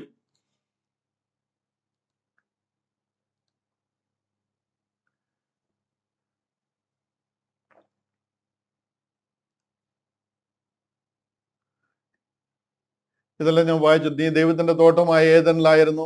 ഇതെല്ലാം ഞാൻ നിങ്ങളെ വായിച്ച് കേൾപ്പിച്ചു. എന്നാലും ഞാനത് ഡിസ്പ്ലേ ചെയ്യാനായിട്ട് വിട്ടുപോയി. നീ ചിറക് വിടർത്തി മറയ്ക്കുന്ന കെരൂബാകുന്നു. ഞാൻ നിന്നെ വിശുദ്ധ ദേവപർവ്വതത്തിൽ ഇരുത്തിയിരുന്നു. നീ അഗ്നിമയ രഥങ്ങളുടെ മധ്യേ സഞ്ചരിച്ചു പോന്നു. നിന്നെ സൃഷ്ടിച്ച നാൾ മുതൽ നിങ്ങൾ നീതികേട് കണ്ടതുവരെ നീ നടപ്പിൽ നിഷ്കളങ്കനായിരുന്നു. വളരെ ക്ലീൻ ആയിരുന്നു നീ. അന്ന് വരെ യാതൊരു പ്രോബ്ലവും ഇല്ലായിരുന്നു. അതുകൊണ്ടാണ് ദൈവത്തിന് സ്വർഗത്തിലെ ആരാധന ലീഡ് ചെയ്യുവാനായിട്ട് ദൈവം കൽപ്പിച്ചാക്കിയിരുന്നത്. അതുപോലെ വളരെ ക്ലിയർ ആയിരുന്നു. നിന്നിൽ നീതികേട് കണ്ടതുവരെ, അന്ന് വരെ നീ നടപ്പിൽ നിഷ്കളങ്കനായിരുന്നു. നിന്റെ വ്യാപാരത്തിന്റെ പെരുപ്പം നിമിത്തം നിന്റെ അന്തർഭാഗം സാഹസം കൊണ്ട് നിറഞ്ഞു. നീ പാപം ചെയ്തു. അതുകൊണ്ട് ഞാൻ നിന്നെ അശുദ്ധനെന്ന് എണ്ണി ദേവപർവ്വതത്തിൽ നിന്ന് തള്ളിക്കളഞ്ഞു. മറയ്ക്കുന്ന കെരൂബേ, ഞാൻ നിന്നെ അഗ്നിമയ രഥങ്ങളുടെ മധ്യേ നിന്ന് മുടിച്ചു കളഞ്ഞു. ദൈവം അവിടെ നിന്നും സാത്താനെ വെട്ടിക്കളഞ്ഞിരിക്കുക. അതായത് അവന്റെ പൊസിഷനിൽ നിന്നും അവനെ തള്ളിക്കളഞ്ഞിരിക്കുക. ആ പർവ്വതത്തിൽ നിന്നും അവൻ തള്ളിക്കളഞ്ഞു. ദൈവിക സ്റ്റാറ്റസിൽ നിന്ന്, ആ ദൈവത്തോടൊപ്പം ഉണ്ടായിരുന്ന സ്റ്റാറ്റസിൽ നിന്ന് ദൈവം അവനെ വെട്ടിക്കളഞ്ഞിരിക്കുക.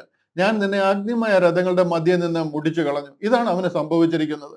ഇതിന്റെ അർത്ഥം അവനെ അങ്ങ് നിത്യ നരകാഗ്നിയിൽ തള്ളിക്കളഞ്ഞു എന്നോ അഗാധ കൂപത്തിൽ കിടന്നവൻ കഷ്ടപ്പെടുന്നു എന്നൊന്നും അല്ല. അവനെല്ലാ കഴിവുകളും അവനെല്ലാ പവറും ഉണ്ടായിരുന്ന ഒരു ദൂതനായിരുന്നു. സകല സൃഷ്ടികളിലും വെച്ച് വളരെ വളരെ മേലെ ഉണ്ടായിരുന്ന ഒരു സൃഷ്ടിയായിരുന്നു. ദൈവം അവനെ സ്വർഗത്തിൽ അവനുണ്ടായിരുന്ന പൊസിഷനിൽ നിന്ന് വെട്ടിക്കളഞ്ഞു. നിന്റെ സൗന്ദര്യ നിമിത്തം നിന്റെ ഹൃദയം ഗർവിച്ചു. നിന്റെ പ്രഭ നിമിത്തം നീ നിന്റെ ജ്ഞാനത്തെ വഷളാക്കി. ഞാൻ നിന്നെ നിലത്ത് തള്ളിയിട്ടു. രാജാക്കന്മാർ നിന്നെ കണ്ട് രസിക്കത്തക്കവണ്ണം നിന്നെ അവരുടെ മുമ്പിൽ ഇട്ട് കളഞ്ഞു. അങ്ങനെ ദൈവം ഈ സാത്താനെ വെട്ടിക്കളഞ്ഞിരിക്കുക. ഇവൻ എന്താ ആഗ്രഹിച്ചിരുന്നത്? അവന് സ്വർഗത്തിനും ഭൂമിക്കും നാഥനാകണം, ദൈവത്തിനോട് സമനാകണം. അതായിരുന്നു അവൻ ആഗ്രഹിച്ചിരുന്നത്. അടുത്തൊരു ഭാഗം കൂടെ ഞാൻ വായിച്ച് കേൾപ്പിക്കാം. ഇതിനോടുള്ള ബന്ധത്തിൽ തന്നെ ഒത്തിരിയും ഭാഗങ്ങളുണ്ട്. എന്നാലും വളരെ വളരെ ഫെമിലിയർ ആയിട്ടുള്ള 2 റെഫറൻസ് മാത്രമേ ഞാൻ എടുക്കുന്നുള്ളൂ. അത് ഞാനൊന്നുകൂടെ വായിച്ച് കേൾപ്പിക്കാം. യെശയ്യാ പ്രവചനം 14-ാം അധ്യായം അതിന്റെ 9 മുതലുള്ള ചില വാക്യങ്ങളൊന്ന് വായിച്ച് കേൾപ്പിക്കാം. അവിടെ പറയാണ്, നിന്റെ വരവിങ്കൽ നിന്നെ എതിരേൽപ്പാൻ താഴെ പാതാളം നിന്റെ നിമിത്തം ഇളകിയിരിക്കുന്നു. അത് നിന്നെ ചൊല്ലി സകല ഭൂപാലന്മാരുമായ പ്രേതന്മാരെ ഉണർത്തുകയും ജാതികളുടെ സകല രാജാക്കന്മാരെയും സിംഹാസനങ്ങളിൽ നിന്ന് എഴുന്നേൽപ്പിക്കുകയും ചെയ്തിരിക്കുന്നു. ഇതൊക്കെ യെശയ്യാ പ്രവാചകൻ പറഞ്ഞിരിക്കുന്നതാ. ഇതിന്റെ അർത്ഥം ആ കാലത്ത് ഇത് സംഭവിച്ചു എന്നല്ല. ഇത് കർത്താവായ യേശു ക്രിസ്തുവിന്റെ രഹസ്യ പ്രത്യക്ഷത ഉണ്ടാകും. നമ്മൾ ഇവിടുന്ന് ചേർക്കപ്പെടും. അതിനുശേഷം ഇവിടെ ട്രിബുലേഷൻ പീരീഡ് ആരംഭിക്കും. അതിനുശേഷം 1000 ആണ്ട് വാഴ്ച ഇവിടെ നടക്കും. അതിനുശേഷം വെള്ളസിംഹാസനത്തെങ്കിലെ ന്യായവിധി ഉണ്ടാകും. അന്ന് ഈ ആകാശവും ഭൂമിയെല്ലാം ഒഴിഞ്ഞു പോകും. അന്ന് സാത്താനെ നിത്യമായിട്ട് അഗാധ കൂപത്തിലേക്ക് തള്ളിക്കളയും. ആ സാത്താനെ തള്ളിക്കളയുന്നതിന് മുമ്പ് അവന്റെ തൃത്വത്തിൽ 1, 2, 3 സ്ഥാനത്തുള്ള എതിർ ക്രിസ്തുവിനെയും കള്ളപ്രവാചകനെയും ആദ്യം പിടിച്ച് ഈ അഗാധ കൂപത്തിലേക്ക് തള്ളിക്കളയും. അത് നമുക്ക് ഈ 1000 ആണ്ട് വാഴ്ച ആരംഭിക്കുന്നതിന് മുമ്പേ ദൈവം അത് ചെയ്യുന്നതായിട്ട് കാണാം. അവിടെ കിടക്കുന്ന എതിർ ക്രിസ്തുവും കള്ളപ്രവാചകനും ഈ സാത്താനെ തള്ളിക്കളയുമ്പോൾ അവൻ വന്ന് വീഴുന്നത് കണ്ടിട്ട് അവനോട് പറയുന്ന ഭാഗമാണ് യെശയ്യാ പ്രവാചകൻ ഈ പറഞ്ഞിരിക്കുന്നത്. ഇപ്പോൾ അവനെ തള്ളിക്കളഞ്ഞു എന്നല്ല എൻ്റെ അർത്ഥം, വരാനിരിക്കുന്ന കാര്യമാണ്. 1000 വർഷങ്ങൾക്ക് ശേഷം നടക്കാനിരിക്കുന്ന കാര്യമായി പറഞ്ഞിരിക്കുന്നത്. അവരൊക്കെ നിന്നോട്, നീ ഞങ്ങളെ പോലെ ബലഹീനനായോ, നീ ഞങ്ങൾക്ക് തുല്യനായി തീർന്നുവോ എന്ന് പറയും. അന്ന് അവർ ചോദിക്കും, നീ ഞങ്ങളെ പോലെ ആയിപ്പോയോ? നിനക്കും ഈ ഗതികേടാണല്ലോ, ഇത് നിനക്കും വന്നല്ലോ എന്ന് പറയും. നിന്റെ ആഡംബരവും വാദ്യഘോഷവും പാതാളത്തിലേക്ക് ഇറങ്ങിപ്പോയി. നിന്റെ കീഴെ പുഴുക്കളെ വിരിച്ചിരിക്കുന്നു, കൃമികൾ നിനക്ക് പുതപ്പായിരിക്കുന്നു. അരുണോദയ പുത്രനായ ശുക്ര, അവനെയാ വിളിക്കുന്നത്. അതായത് മോർണിംഗ് ഗ്ലോറി, അരുണോദയ പുത്രനായ ശുക്ര, നീ എങ്ങനെ ആകാശത്ത് നിന്ന് വീണു? ജാതികളെ തള്ളിക്കളഞ്ഞവനെ, താഴ്ത്തിക്കളഞ്ഞവനെ, നീ എങ്ങനെ വെട്ടേറ്റ് നിലത്ത് വീണു? ദൈവം ഇവനെ വെട്ടിക്കളയുന്ന ഒരു സമയം വരുന്നുണ്ട്. ഇവനെ വെട്ടി ഭൂമിയിലേക്ക് ഇടുന്നുണ്ട്. അത് വെളിപ്പാട് പുസ്തകം 12-ാം അധ്യായത്തിൽ കാണാം. മിഖായേലുമായിട്ട് ഒരു യുദ്ധം നടക്കുന്നതും വെട്ടി ഭൂമിയിലേക്ക് ഇടുന്നതും. അന്നേരം പറയുന്നത്, സാത്താൻ ആരെ വിഴുങ്ങേണ്ടുന്നു എന്ന് കരുതി അലർന്ന സിംഹം പോലെ ഭൂമിയിലേക്ക് ഇറങ്ങി വന്നിരിക്കുന്നതും ഒരു വെട്ടേറ്റതുപോലെ ഒരു വലിയ മുറിവൊക്കെ നമുക്ക് ഇവനെ കാണുവാനായിട്ട് കഴിയും. വെളിപ്പാട് പുസ്തകം പഠിക്കുമ്പോൾ നമുക്കത് കാണാം. അവിടെ നിന്നും പിന്നെ വെട്ടി എന്നേക്കുമായിട്ട് ഈ അഗാധ കൂപത്തിലേക്ക് കളയുക. ഇവിടെ കണ്ടില്ല, ഞാൻ സ്വർഗത്തിൽ കയറും, എന്റെ സിംഹാസനം ദൈവത്തിന്റെ നക്ഷത്രങ്ങൾക്ക് മീതെ വയ്ക്കും. ഉത്തരദിക്കിന്റെ അതിർത്തിയിൽ സമാഗമ പർവ്വതത്തിൽ ഞാൻ ഇരുന്നരുളും. ഞാൻ മേഘോന്നതങ്ങൾക്ക് മീതെ കയറും. ഞാൻ അത്യുന്നതനോട് സമനാകും എന്നല്ലോ നീ ഹൃദയത്തിൽ പറഞ്ഞത്. മനസ്സിലായോ? ഇതൊക്കെയായിരുന്നു സാത്താൻ പറഞ്ഞിരുന്നത്. ഞാൻ അത്യുന്നതനോട് സമനാകും, ഞാൻ മേഘോന്നതങ്ങൾക്ക് മീതെ കയറും. ഇതെല്ലാം സാത്താന് അവന്റെ ഹൃദയത്തിൽ ആഗ്രഹിച്ചിരുന്ന കാര്യങ്ങളാണ്. അതുകൊണ്ട് ദൈവം അവനെ വെട്ടിക്കളയുക. ഇതാണ് ഫോളൻ ഏഞ്ചൽ, അല്ലെന്നുണ്ടെങ്കിൽ ലൂസിഫർ എന്ന് പറയുന്നത്. ഇത് എപ്പോഴാണ് നടക്കുന്നത്? ഇത് മനുഷ്യനെയൊക്കെ സൃഷ്ടിക്കുന്നതിന് ഒത്തിരി മുമ്പ് നടന്ന കാര്യങ്ങളാണ്. അതിനൊക്കെ മുമ്പ് നടന്ന കാര്യങ്ങളാണ് ഈ സ്വർഗത്തിൽ ദൈവത്തിനെതിരായിട്ട് സാത്താന്റെ ഈ ഒരു റിബല്യൻ ആരംഭിക്കുന്നത്. ആ ഒരു ഭാഗം കൂടെ ഞാനൊന്ന് കാണിക്കാം. അതായത് റിബല്യൻ ഇൻ ഹെവൻ, എന്താണ് അവിടെ നടന്നത് ഞാനൊന്ന് വായിച്ച് കേൾപ്പിക്കാം. റിബല്യൻ ഇൻ ഹെവൻ നമ്മൾ പഠിച്ച ബുക്ക് തന്നെയാണ്, എന്നാലും ഞാൻ അത് ഒന്നുകൂടെ റിഫ്രഷ് ചെയ്യാം നിങ്ങൾക്ക് ഒന്നുകൂടെ മനസ്സിലാകാനായിട്ട്. സിൻസ് ഹിസ് ഫോൾ, അതായത് അവൻ വീണ നാൾ മുതൽ, Satan's plan has been to take control of all creation. അന്ന് മുതൽ ദൈവത്തിന്റെ സകല സൃഷ്ടിയുടെയും കൺട്രോൾ അവന്റെ കയ്യിൽ വേണമെന്ന് അവൻ ആഗ്രഹിച്ചു. He led a rebellion in heaven and many angels followed him. അവനൊരു ഭയങ്കര റിബല്യൻ, ഒരു എന്താ പറയുന്നത്, പോരാട്ടം ദൈവത്തിനെതിരായിട്ട് സ്വർഗത്തിൽ ആരംഭിച്ചു. God says the heaven are unclean in his sight. In fact God originally prepared hell for these fallen angels. സ്വർഗവും അവന്റെ ദൃഷ്ടിയിൽ നിർമ്മലമല്ല. സ്വർഗത്തിൽ ദൈവത്തിന്റെ സൃഷ്ടിയിൽ സ്വർഗവും നിർമ്മലമല്ല. കാര്യം എന്താന്ന് ചോദിച്ചു കഴിഞ്ഞാൽ, ഈ ലൂസിഫറിന്റെ പോരാട്ടം സ്വർഗത്തിൽ അവൻ ആരംഭിച്ചു. God originally prepared hell for these fallen angels. ഈ വീണുപോയ ദൂതന്മാർക്ക് വേണ്ടിയിട്ടാണ് ദൈവം നരകം സൃഷ്ടിക്കുന്നത്. Since God knew beforehand that Lucifer would rebel, He had a plan to one day cleanse the heaven and restore them to the headship of the Lord Jesus Christ. കർത്താവിന്, അത്യുന്നതനായ ദൈവത്തിന്, സർവജ്ഞാനിയായ സകലവും അറിയാവുന്ന ദൈവത്തിന് ലൂസിഫർ ഇങ്ങനെ പോരാട്ടം അഴിച്ചുവിടുമെന്നും ഇവൻ ദൈവത്തിനെതിരായിട്ട് തിരിയുമെന്നും ദൈവത്തിന് സകലതും അറിയാം. ഇവൻ തിരിഞ്ഞതിന് ശേഷമല്ല ദൈവം ഇത് മനസ്സിലാക്കുന്നത്. But God knows everything. ദൈവത്തിനെല്ലാം അറിയാം. അതുകൊണ്ട് he had a plan to one day cleanse the heaven. സ്വർഗത്തെ ശുദ്ധീകരിക്കുവാനും ക്ലീൻ ചെയ്ത് ശുദ്ധീകരിക്കുവാനും അതിനെ യഥാസ്ഥാനപ്പെടുത്തുവാനും റീസ്റ്റോർ ചെയ്യുവാനും യേശു ക്രിസ്തുവിന്റെ കർത്തൃത്വത്തിന്റെ കീഴിൽ കൊണ്ടുവരുവാനും ദൈവം അത് പ്ലാൻ ചെയ്തിരുന്നു. അത് സാത്താനെ സൃഷ്ടിക്കുന്നതിന് മുമ്പേ ദൈവം പ്ലാൻ ചെയ്തിരുന്നതാണ്. Because God knows everything. എന്താണ് നടക്കാൻ പോകുന്നത് ദൈവത്തിന് അറിയാമായിരുന്നു. ദൈവം അത് ആഗ്രഹിക്കുന്നില്ല എങ്കിലും ദൈവത്തിന് അറിയാം. ദൈവം അത് ആഗ്രഹിച്ചിരുന്നു എന്നല്ല അതിന്റെ അർത്ഥം. But God knows that will happen. അടുത്ത് പറഞ്ഞിരിക്കുന്നുണ്ടോ, however he kept his plan to do so secret. എന്നാൽ സ്വർഗത്തെ ശുദ്ധീകരിക്കുന്ന ആ പ്ലാൻ ദൈവം സീക്രട്ടായി വെച്ചിരുന്നു. സ്വർഗത്തെ തിരിച്ച് പിടിച്ച് ക്ലെൻസ് ചെയ്ത് അതിനെ യഥാസ്ഥാനപ്പെടുത്തുന്ന ദൈവിക പദ്ധതി ദൈവം വളരെ സീക്രട്ടായി വെച്ചിരുന്നു. So that Satan and his princes would not know it. ഒരു സാധാന്യ ദൂതന്മാരും ഇത് അറിയല്ല. അറിഞ്ഞു കഴിഞ്ഞാൽ അത് ചെയ്യാനായിട്ട് അതിനെതിരായിട്ട് അവൻ പ്രവർത്തിക്കും. അതുകൊണ്ട് തന്നെ ദൈവം he kept his plan to do so secret so that Satan and his princes would not know it. God did not reveal his plan to restore the heavenly places anywhere in the Old Testament. നിങ്ങൾ പഴയ നിയമ പുസ്തകം മുഴുവൻ പഠിച്ചു കഴിഞ്ഞാൽ ഈ സ്വർഗത്തെ restore ചെയ്യുന്ന ഒരു വാക്ക് പോലും ഒരിടത്തും കാണത്തില്ല. കാര്യം എന്താണെന്ന് ചോദിച്ചു കഴിഞ്ഞാൽ ദൈവം അത് രഹസ്യമായി വെച്ചിരുന്ന ദൈവിക പദ്ധതിയാണ്. So we will not discover it until much later in the Bible. നിങ്ങൾ ഉൽപ്പത്തി മുതൽ മലാഖി വരെ പഠിച്ചു കഴിഞ്ഞാൽ അത് കാണത്തില്ല. കാര്യം ദൈവം രഹസ്യമാക്കി വെച്ചിരിക്കുക. ഒരു കുഞ്ഞുങ്ങളും അത് അറിയല്ല, ദൂതന്മാർ പോലും അത് അറിയല്ല. അതുകൊണ്ട് ദൈവം അത് വെളിപ്പെടുത്തിയിട്ടില്ല. മനസ്സിലായോ? മത്തായി, മർക്കോസ്, ലൂക്കോസ്, യോഹന്നാനിൽ അത് വെളിപ്പെടുത്തിയിട്ടില്ല. അപ്പോസ്തല പ്രവൃത്തികളുടെ ആദ്യ ഭാഗങ്ങൾ അത് വെളിപ്പെടുത്തിയിട്ടില്ല. So we will not discover it until much later in the Bible. അതാണ് റോമാലേഖനം മുതൽ ഫിലമോൻ എഴുതിയ ലേഖനം വരെ പറഞ്ഞിരിക്കുന്നത്. സ്വർഗത്തെ ക്ലെൻസ് ചെയ്ത് സ്വർഗത്തെ റീസ്റ്റോർ ചെയ്ത് നാം സ്വർഗത്തിലേക്ക് ചേർക്കപ്പെട്ട് നാം നിത്യം സ്വർഗത്തിൽ വസിക്കുന്ന പദ്ധതിയാണ്. For now, just remember that God did not have a plan to regain complete control of the heavenly places. God did have a plan to regain complete control of the heavenly places, but he would only make it known in due time. ദൈവത്തിന്റെ പദ്ധതിയായിരുന്നു സ്വർഗത്തെ യഥാസ്ഥാനപ്പെടുത്തുക, അതിനെ cleanse ചെയ്യുക എന്നുള്ള ദൈവിക പദ്ധതിയാണെങ്കിലും ദൈവം അത് reveal ചെയ്തിരുന്നില്ല. ഞാൻ ചുമ്മാ അത് വായിച്ചു വിട്ടാൽ പോരാലോ, നിങ്ങളെ ആ കാര്യങ്ങൾ പറഞ്ഞ് അല്പം കൂടെ ആ വാക്യങ്ങൾ കാണിച്ചത് മനസ്സിലാക്കി തരണമല്ലോ. ഇപ്പൊ നമ്മൾ ലൂസിഫറിനെ കാണുവാനായിട്ടിടയായി. ഇവിടെ ഇയ്യോബിന്റെ ബുക്കിൽ കൂടെ സ്വർഗത്തിനെ കുറിച്ച് ദൈവം എന്താ പറയുന്നതെന്നോടൊന്ന് ഞാൻ കാണിച്ചു പോകാം. ഇയ്യോബിന്റെ പുസ്തകം അതിന്റെ 4-ാമത്തെ അധ്യായം അതിന്റെ 18-ാമത്തെ വാക്യം, 4-ാമത്തെ അധ്യായം, ഇയ്യോബ് 4-ാം അധ്യായം അതിന്റെ 18-ാമത്തെ വാക്യം. അവിടെ പറയാണ്, ഇതാ സ്വദാസന്മാരിലും അവന് വിശ്വാസമില്ല, തന്റെ ദൂതന്മാരിലും അവൻ കുറ്റം ആരോപിക്കുന്നു. സ്വർഗത്തില് അവിടെ അത് നിർമ്മലമല്ല, അവർ തെറ്റിപ്പോയിരിക്കുന്നു. അതുകൊണ്ട് സ്വന്തം ദാസന്മാരിലും ഏഞ്ചൽസിലും അവന് വിശ്വാസമില്ല. അതുപോലെ വിശ്വസിക്കുവാൻ കൊള്ളാത്ത രീതിയിൽ പല കാര്യങ്ങളും സ്വർഗത്തിൽ നടക്കുന്നു. എന്നാൽ ഇതിനൊരു ഭയങ്കര അഡ്വർടൈസ്മെന്റ് ദൈവം അവിടെ കൊടുത്തിട്ടില്ല. കാര്യം എന്താണെന്ന് ചോദിച്ചു കഴിഞ്ഞാൽ ഇവരിത് അറിയല്ല. ദൈവം ഇതിനെക്കുറിച്ച് വറീഡായിരിക്കുന്നു, ദൈവം ഇതിനെ റീസ്റ്റോർ ചെയ്യാൻ പല കാര്യങ്ങൾ ചെയ്യുന്നു എന്നുള്ള ഒരു കാര്യം സ്വർഗത്തിൽ ദൂതന്മാർ പോലും അറിയരുത് എന്നുള്ളതിനാൽ വളരെ രഹസ്യമായിട്ടും വളരെ ഡെലിക്കേറ്റ് ആയിട്ടാണ് ദൈവം ഈ വിഷയത്തെ കൈകാര്യം ചെയ്തത്.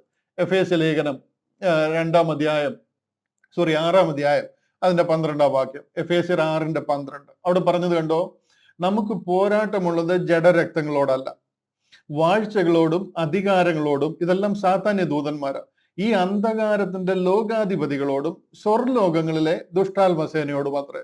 മനസ്സിലായോ? ഇത് അവന്റെ കയ്യില. For we wrestle not against flesh and blood but against the principalities, against the powers, against the rulers of the darkness of this world, and against the spiritual wickedness in high places.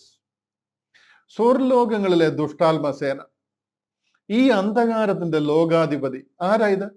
ഇത് സാത്താനാണ്. നമുക്ക് പോരാട്ടമുള്ളത് മനുഷ്യരോടല്ല, നമ്മുടെ സഹോദരങ്ങളോടല്ല, but ജഡരക്തങ്ങളോടുള്ള വാഴ്ചകളോടും അധികാരങ്ങളോടും. ഈ അന്ധകാരത്തിന്റെ ലോകാധിപതി ഇന്ന് അവന്റെ അണ്ടറിലാണ്, ഇത് അവന്റെ ആധിപത്യത്തിലായത്. സ്വർലോകങ്ങളിലെ ദുഷ്ടാത്മസേനയോടുമാണ്. Hallelujah. ഇവിടെ എല്ലാം നമ്മൾ മനസ്സിലാക്കേണ്ട ഇയ്യോബിന്റെ വാക്യത്തിൽ നിന്ന്, ബുക്കിൽ നിന്ന് ഒരു വാക്യം കൂടെ കാണിക്കാം. 15:15. ഇയ്യോബിന്റെ ബുക്കിന്റെ 15:15 പറയാം, തന്റെ വിശുദ്ധന്മാരിലും അവന് വിശ്വാസമില്ലല്ലോ, സ്വർഗവും തൃക്കണ്ണിന് നിർമ്മലമല്ല. സ്വർഗം ദൈവത്തിന്റെ ദൃഷ്ടിക്ക് നിർമ്മലമല്ല. Behold, he putteth no trust in his saints.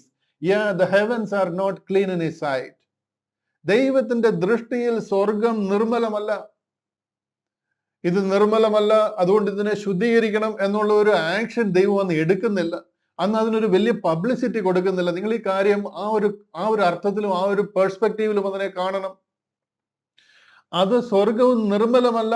സാത്താൻ അതുകൊണ്ട് തന്നെ യാതൊരു സംശയവും ഉണ്ടായിട്ടില്ല, ദൈവം സ്വർഗത്തെ തിരിച്ചു പിടിക്കുമെന്നും അവന്റെ സ്ഥാനത്ത് നിന്ന് അവനെ വെട്ടിക്കളയുമെന്നും അവനെ എന്നേക്കുമായിട്ട് ദൈവം അവന് വേണ്ടി അഗാധ കൂപം ഒരുക്കിയിട്ടുണ്ടെന്ന് അവൻ അറിയാം. പക്ഷെ അത് എന്നാണെന്നും എങ്ങനെയാണെന്നും എന്തിനു വേണ്ടിയിട്ടാണെന്നും എതിലെയാണ് കാര്യങ്ങൾ നടക്കുന്നതെന്നുള്ളതിനൊരു യാതൊരു ഐഡിയയും സാത്താനില്ല. കർത്താവ് ലോകത്തിൽ വന്നപ്പോൾ കൂടെ എന്തിനു വന്നു എന്നറിയത്തില്ല. അറിഞ്ഞിരുന്നുവെങ്കിൽ അവൻ തേജസ്സിന്റെ കർത്താവിനെ ക്രൂശിക്കത്തില്ലായിരുന്നു. ഇതിൽ കൂടെ ഇങ്ങനൊരു സംഭവം നടക്കുമെന്ന് സാത്താൻ ഒരു തുമ്പെങ്കിലും കിട്ടിയിരുന്നെങ്കിൽ അവൻ അത് ചെയ്യത്തില്ല. അതുകൊണ്ട് തന്നെ വളരെ വളരെ ഡിപ്ലോമാറ്റിക് ആയിട്ട്, യാതൊരു വിധത്തിൽ ഒരിക്കലും അറിയാൻ വയ്യാത്ത രീതിയിൽ, ഗബ്രിയേലിന് അറിയത്തില്ല, ഇത് സ്വർഗദൂതന്മാർക്ക് അറിയത്തില്ല, തന്റെ വിശുദ്ധന്മാരിൽ അവന് വിശ്വാസമില്ലല്ലോ, സ്വർഗവും തൃക്കണ്ണിന് നിർമ്മലമല്ല. മത്തായിയുടെ സുവിശേഷം 25-ാം അധ്യായം അതിന്റെ 41-ാം വാക്യം അവിടെ പറയാം, പിന്നെ അവൻ ഇടത്തുള്ളവരോട്, ഇതൊക്കെ എപ്പം നടക്കുന്നറിയാമോ? വെള്ളസിംഹാസനത്തിലെ ന്യായവിധിയിൽ, ശപിക്കപ്പെട്ടവരെ, എന്നെ വിട്ട പിശാചിനും അവന്റെ ദൂതന്മാർക്കും ഒരുക്കിയിരിക്കുന്ന നിത്യാഗ്നിയിലേക്ക് പോകുവിൻ. അവന് വേണ്ടി ഒരുക്കപ്പെട്ടതായത്, അവനെ എന്നേക്കുമായിട്ട് ഇവിടേക്ക് വിടാനായിട്ടാണ് ദൈവം സൃഷ്ടിച്ചിരിക്കുന്നത്. പിശാചിനും അവന്റെ ദൂതന്മാർക്കും ഒരുക്കിയിരിക്കുന്ന ഇവിടെ പിശാച് എന്നൊക്കെ പറയുന്നത് ലൂസിഫറിനെയാണ്, അവന്റെ ദൂതന്മാരാണ്, അവന്റെ ദൂത സഞ്ചയമാണ്. സ്വർഗത്തിൽ 1/3 ദൂതന്മാര് അവനെതിരായിട്ട് തിരികെയും അവന്റെ കൂടെ ചേരുകയും ചെയ്തിട്ടുണ്ട്. അതിനെയാ പറയുന്നത്, ആകാശത്തിലെ നക്ഷത്രങ്ങളിൽ 1/3 അവന്റെ വാലുകൊണ്ട് ചുരുട്ടി വാരി എറിഞ്ഞുകൊണ്ട് അവൻ ഭൂമിയിലേക്ക് ഇറങ്ങി വന്നിരിക്കുന്നു. അവരെ മുഴുവൻ അവിടുന്ന് വെട്ടിക്കളഞ്ഞിരിക്കുക. സ്വർഗദൂതന്മാരിൽ 1/3 അവന്റെ കൂടെ. എന്നെ വിട്ട പിശാചിനും അവന്റെ ദൂതന്മാർക്കും ഒരുക്കിയിരിക്കുന്ന നിത്യാഗ്നിയിലേക്ക് പോകുവിൻ എന്ന് പറയും. കണ്ടില്ലയോ? അവന് ഈ സംഭവത്തെ കുറിച്ച് അവന് യാതൊരു ക്ലൂവുമില്ല. ഇവിടെ പറയുന്നുണ്ടല്ലോ 7-ാം അധ്യായം 1 കൊരിന്ത്യർ 2-ാം അധ്യായം 7-8 വാക്യങ്ങൾ, ദൈവം ലോക സൃഷ്ടിക്ക് മുമ്പേ നമ്മുടെ തേജസ്സിനായി, ആരുടെ? എന്റെയും നിങ്ങളുടെയും തേജസ്സിനായി, ഈ കൃപാ കാലഘട്ടത്തിൽ ചർച്ചിന്റെ ഭാഗമായിരിക്കുന്ന ബോഡി ഓഫ് ക്രൈസ്റ്റിന്റെ ഭാഗമായി നമ്മുടെ തേജസ്സിനായി മുൻനിയമിച്ചതും മറഞ്ഞിരുന്നതുമായ ദൈവത്തിന്റെ ജ്ഞാനമത്രേ മർമ്മമായിട്ട് ഞങ്ങൾ പ്രസ്താവിക്കുന്നു. അത് ഈ ലോകത്തിന്റെ പ്രഭുക്കന്മാർ ആരും അറിഞ്ഞില്ല. അറിഞ്ഞിരുന്നുവെങ്കിൽ അവർ തേജസ്സിന്റെ കർത്താവിനെ ക്രൂശിക്കയില്ലായിരുന്നു. മനസ്സിലാകുന്നുണ്ടോ? ഇത് ദൈവം വളരെ രഹസ്യമായി വെച്ചിരുന്നതും സ്വർഗത്തെ തിരിച്ചു പിടിക്കുവാൻ വേണ്ടിയിട്ടും സ്വർഗം ക്ലെൻസ് ചെയ്ത് അതിനെ റീസ്റ്റോർ ചെയ്യുവാനായിട്ടും ദൈവം ചെയ്തിരുന്ന ദൈവിക പദ്ധതിയാണ്. അടുത്തൊരു വാക്യം കൂടെ കാണിക്കാം. എഫേസ്യ ലേഖനം 3-ാം അധ്യായം അതിന്റെ 10-11 വാക്യം അവിടെ പറയാണ്, അങ്ങനെ ഇപ്പോൾ എങ്ങനെ ചർച്ച്, സഭ, ബോഡി ഓഫ് ക്രൈസ്റ്റ് എന്ന ക്രിസ്തീയ വിശ്വാസം, നമ്മൾ യഥാർത്ഥമായിട്ട് ദൈവമക്കൾ, ഇത് യഹൂദിയ വിശ്വാസത്തിൽ നിൽക്കുന്നവരെ ഉദ്ദേശിച്ചല്ല പറയുന്നത്. ഞാൻ ഈ പറയുന്ന ബോഡി ഓഫ് ക്രൈസ്റ്റ് അത് വളരെ ചുരുക്കം പേരായിരിക്കും, പക്ഷെ സ്വർഗം നമുക്കുള്ളതാണ്. ദൈവം ഒരുക്കിയിരിക്കുന്ന ഈ സ്വർഗീയ പദ്ധതി നമുക്കുള്ളതാണ്. അത് മനസ്സിലാക്കി റൈറ്റ്ലി ഡിവൈഡ് ചെയ്ത് ഈ കാര്യത്തെ മനസ്സിലാക്കിയില്ല എന്നുണ്ടെങ്കിൽ നാം തെറ്റി നിത്യ നരകാഗ്നിയിൽ സാത്താനോടൊപ്പം ചെന്ന് ചേരേണ്ടതായിട്ട് വരും. അൺഫോർച്ചുനേറ്റ്ലി ഇന്ന് യാതൊരു പ്രവൃത്തിയും ചെയ്യാതെ വിശ്വാസത്താൽ രക്ഷിക്കപ്പെടുന്ന ഈ കാലഘട്ടത്തിൽ അത് തെറ്റിച്ച് കളയുക എന്ന് പറയുന്നതാണ് ഏറ്റവും വലിയ ട്രാജഡി എന്ന് പറയുന്നത്. അങ്ങനെ ഇപ്പോൾ സ്വർഗത്തിൽ വാഴ്ചകൾക്കും അധികാരങ്ങൾക്കും സാത്താന്യ ദൂതന്മാരാ, ദൈവത്തിന്റെ ബഹുവിധമായ ജ്ഞാനം, ദൈവം എന്തുകൊണ്ടാണ് സ്വർഗത്തിനെ കുറിച്ചൊന്നും പറയാതിരുന്നത്, എന്താണ് മനുഷ്യനായിട്ട് ഭൂമിയിൽ വന്നത്, എന്താണ് ഇവിടെ നടന്നത് എന്നുള്ളതിനെ കുറിച്ചൊന്നും സാത്താൻ അറിയത്തില്ലായിരുന്നു. എന്നാൽ ബഹുവിധമായ ജ്ഞാനം അവൻ നമ്മുടെ കർത്താവായ യേശു ക്രിസ്തുവിൽ നിവർത്തിച്ച അനാദി നിർണയം പ്രകാരം സഭ മുഖാന്തരം അറിയായി വരുന്നു. ഇന്ന് ബോഡി ഓഫ് ക്രൈസ്റ്റ് എന്ന് പറയുന്ന സഭയെ കാണുമ്പോൾ, ദൈവജനത്തെ കാണുമ്പോൾ, വിശുദ്ധന്മാരുടെ കൂട്ടത്തെ കാണുമ്പോൾ സാത്താൻ ആ കാര്യം മനസ്സിലാകുക. അവന്റെ സ്ഥാനം പോയി. അവന്റെ സ്വർഗത്തിലെ സകല സിംഹാസനവും അവന്റെ സകല പൊസിഷനുകളും റാങ്കുകളും അവിടെ നിന്ന് പോയി. അവനൊരു ഹൈ റാങ്കിൽ ഉണ്ടായിരുന്ന ദൂതനാണ്. അവന്റെ പൊസിഷൻ അവനെ വെട്ടിക്കളഞ്ഞെങ്കിലും അവിടെ നിന്നും അവനെ എന്നേക്കുമായിട്ട് സ്വർഗത്തിൽ നിന്ന് പിന്നീട് തള്ളിക്കളയുന്നതായിട്ട് കാണാം. സഭ മുഖാന്തരം അവൻ അത് അറിയായി വരികയാണ്. സ്വർഗത്തിൽ നടന്ന റിബല്യൻ, സ്വർഗത്തെ തിരിച്ചു പിടിക്കാനായിട്ടും സ്വർഗത്തെ ക്ലെൻസ് ചെയ്യാനായിട്ടും ദൈവം ഒരുക്കിയിരുന്ന സ്വർഗീയ പദ്ധതിയായത്. ഇത് നടക്കുമ്പോൾ തന്നെ പെട്ടെന്ന് ഞാൻ കാണിക്കാൻ നമ്മുടെ സമയം തീരുകയാണല്ലോ. ഭൂമിയിൽ ഉണ്ടായിരുന്ന അവന്റെ ആ പോരാട്ടത്തെ കുറിച്ച് നമുക്കറിയാം. റിബല്യൻ ഓൺ എർത്ത്, ഇത് സ്വർഗത്തിൽ നടന്ന കാര്യമാണ്. സ്വർഗത്തിലാണ് ആദ്യം അവൻ ദൈവത്തിനെതിരായിട്ട് തിരിയുന്നത്. അതിനുശേഷമാണ് അവൻ ഭൂമിയിൽ ദൈവത്തിനെതിരായിട്ട് പോരാട്ടം അഴിച്ചുവിടുന്നത്. ഇത് കണ്ടില്ലേ, ഇത് ഭൂമിയിൽ നടന്ന കാര്യമാണ്. Rebellion on earth. ഭൂമിയിൽ സാത്താൻ അവന്റെ പ്രശ്നങ്ങൾ തുടങ്ങുന്നതിന് മുമ്പേ സ്വർഗത്തിൽ തുടങ്ങിയത്. ദൈവം അവനെ വെട്ടിക്കളഞ്ഞത് അന്നേ. അവന്റെ പൊസിഷനിൽ നിന്ന് വെട്ടിക്കളഞ്ഞ് അവന് വേണ്ടി നിത്യ നരകവും ഒരുക്കി അവന്റെ പാർപ്പിടമായിരുന്ന ഏദനെ ശപിച്ച് ഇരുട്ട് ബാധിച്ച് അതിനെ ഭൂമി വെള്ളത്താൽ ചുറ്റപ്പെട്ട് തള്ളപ്പെട്ടിരുന്നത്. അതിനൊക്കെ ശേഷമാണ് ദൈവം മനുഷ്യനെ സൃഷ്ടിക്കുന്നത്. ആ മനുഷ്യനെ സൃഷ്ടിച്ചു കഴിഞ്ഞപ്പോഴാണ് അവൻ ഭൂമിയെ കൂടെ മനുഷ്യനിൽ കൂടി അവന്റെ അധീനതയിൽ കൊണ്ടുവരുന്നത്. When God created Adam and Eve, he instructed them to have dominion over the earth. Satan sought to continue his rebellion there. ഇവിടെയും അവന്റെ റിബല്യൻ അവൻ ആരംഭിക്കുകയാണ്. God had given Adam one simple command: of the tree of the knowledge of good and evil thou shalt not eat of it, for in the day that thou eatest thereof thou shalt surely die. ഈ വൃക്ഷത്തിന്റെ ഫലം കഴിക്കുന്ന നാളിൽ നിങ്ങൾ മരിക്കുമെന്ന് ദൈവം ആദാമിനോടും അവയോടും പറയുന്നതും സാത്താൻ അവരെ തെറ്റിക്കുന്ന ഭാഗമൊക്കെയാണ്. Satan, the serpent questioned God's word by asking, had God said? Then he challenged God's word by lying, you shall not surely die. നിങ്ങൾ ഒരിക്കലും അങ്ങനെ മരിക്കത്തില്ലെന്ന് അവരോട് പറയുകയും, instead of trusting God's word, Adam and Eve ate the fruit. അവർ ആ ഫലം തിന്നുകയും thus they brought sin and death into the world. അങ്ങനെ അവർ പാപത്തിന്റെ ശമ്പളവുമായി മരണവും ലോകത്തിലേക്ക് വരുവാനായിട്ടിടയായി. And the earth was placed under a curse. ഭൂമി ആ ശാപത്തിന്റെ കീഴെ ആയിത്തീരുവാനായിട്ടിടയായി. Because of this, Satan was able to take dominion of the earth from Adam. അങ്ങനെ ആദാമിൽ നിന്നും ഈ ഭൂമിയുടെ കൺട്രോൾ സാത്താന്റെ കയ്യിലായി തീരുവാനായിട്ടിടയായി. അതുകൊണ്ട് അവൻ കർത്താവിനോട് പറഞ്ഞത്, ഇത് സകലവും എനിക്ക് നൽകപ്പെട്ടിരിക്കുന്നു. കർത്താവിനെ അവനൊരു മലയിൽ കൊണ്ട് നിർത്തി കാണിച്ചിട്ട് പറയുകയാണ്, ഭൂമി അതിന്റെ മഹത്വം കാണിച്ചിട്ട് പറയാണ്, ഇത് മുഴുവനും എങ്കൽ പരമേൽപ്പിച്ചിരിക്കുന്നു. ആര്? നമ്മൾ അവന്റെ കയ്യിൽ കൊടുത്തിരിക്കുന്നു. അത് മുഴുവനും എന്റെ കയ്യിൽ, എന്നെ വീണ് നമസ്കരിച്ചാൽ ഞാനിത് നിനക്ക് തരാമെന്ന് പറയുക. But this did not take God by surprise. ഇത് ദൈവത്തിന് ഒരു ഭയങ്കര സർപ്രൈസ് ആയിരുന്നില്ല. അയ്യോടാ പറ്റിപ്പോയല്ലോ എന്നൊരു സർപ്രൈസ് ആയിരുന്നില്ല ദൈവത്തിന്. Just as God had a plan to take back the heaven, he had a plan to take back the earth. സ്വർഗത്തിനെ റീസ്റ്റോർ ചെയ്യാൻ ദൈവത്തിന് പദ്ധതി ഉണ്ടായിരുന്നത് പോലെ തന്നെ ഈ ഭൂമിയെ തിരിച്ചു പിടിക്കാൻ ദൈവത്തിന് പദ്ധതി ഉണ്ടായിരുന്നു. കാര്യം ദൈവത്തിന് ഇത് അനാദിയിലെ അറിയാവുന്ന കാര്യമാണ്. However, he did begin to reveal his plan for the earth. ഭൂമിയെ എങ്ങനെ തിരിച്ചു പിടിക്കും എന്നുള്ള പദ്ധതി ദൈവം വെളിപ്പെടുത്തി തുടങ്ങി. ഏദൻ തോട്ടത്തിൽ മുതലേ അത് വെളിപ്പെടുത്തി തുടങ്ങി. ലിറ്റിൽ ബൈ ലിറ്റിൽ, കുറേശ്ശെയായിട്ട് അത് അവർക്ക് പറഞ്ഞു കൊടുത്തു. അങ്ങനെയാണ് പ്രോഗ്രസീവായിട്ട് ആദാമിനോട് പറഞ്ഞു, അതിനുശേഷം നോഹയോട് കുറെ കൂടെ വെളിപ്പെടുത്തി, അതിനുശേഷം അബ്രഹാമിൽ കൂടി കുറെ കൂടെ കാര്യങ്ങളെ വെളിപ്പെടുത്തി, പിന്നെ മോശയിൽ കൂടി കൽപ്പനകൾ കൊടുത്ത് കുറെ കൂടെ വെളിപ്പെടുത്തി, ദാവീദിനോട് അത് ഉടമ്പടി ചെയ്ത് വെളിപ്പെടുത്തി, അതിനുശേഷം യോഹന്നാൻ സ്നാപകനെ അയച്ചു, പിന്നെ കർത്താവ് തന്നെ ലോകത്തിലേക്ക് വന്ന് പറഞ്ഞു, പിന്നെ 12 അപ്പോസ്തലന്മാരിൽ കൂടി അത് വെളിപ്പെടുത്തി. മനസ്സിലായോ? ഒരു പ്രോഗ്രസീവ് റെവലേഷനാണ് എന്താണ് പ്ലാൻ എന്നുള്ളത്. Little by little, right from the beginning of the world. This is what we read about in the Old Testament. ഈ പഴയ നിയമം മുഴുവനും പറഞ്ഞിരിക്കുന്ന ഈ ഭൂമിയെ തിരിച്ചു പിടിക്കുന്ന കാര്യമാണ്. The Old Testament covenant and prophecies reveal God's eternal plan for the earth. ഈ ഭൂമിയെ തിരിച്ചു പിടിക്കുന്ന പദ്ധതിയാണ് ഈ പഴയ നിയമത്തിൽ മുഴുവനും പറഞ്ഞിരിക്കുന്നത്. The Old Testament. മനസ്സിലാകുന്നുണ്ടോ?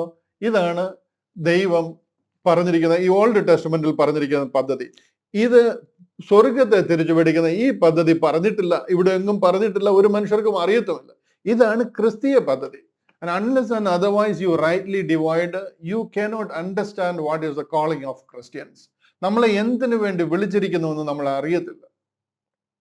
നമ്മൾ പഴയ നിയമവും 10 കൽപ്പനയും പതാരവും കാര്യങ്ങളും ഒക്കെ ആയിട്ട് ശബത്തും പെരുന്നാളും തിരുനാളും വെടിക്കെട്ടും റാസയൊക്കെ ആയിട്ട് ഇവിടെ നിൽക്കും.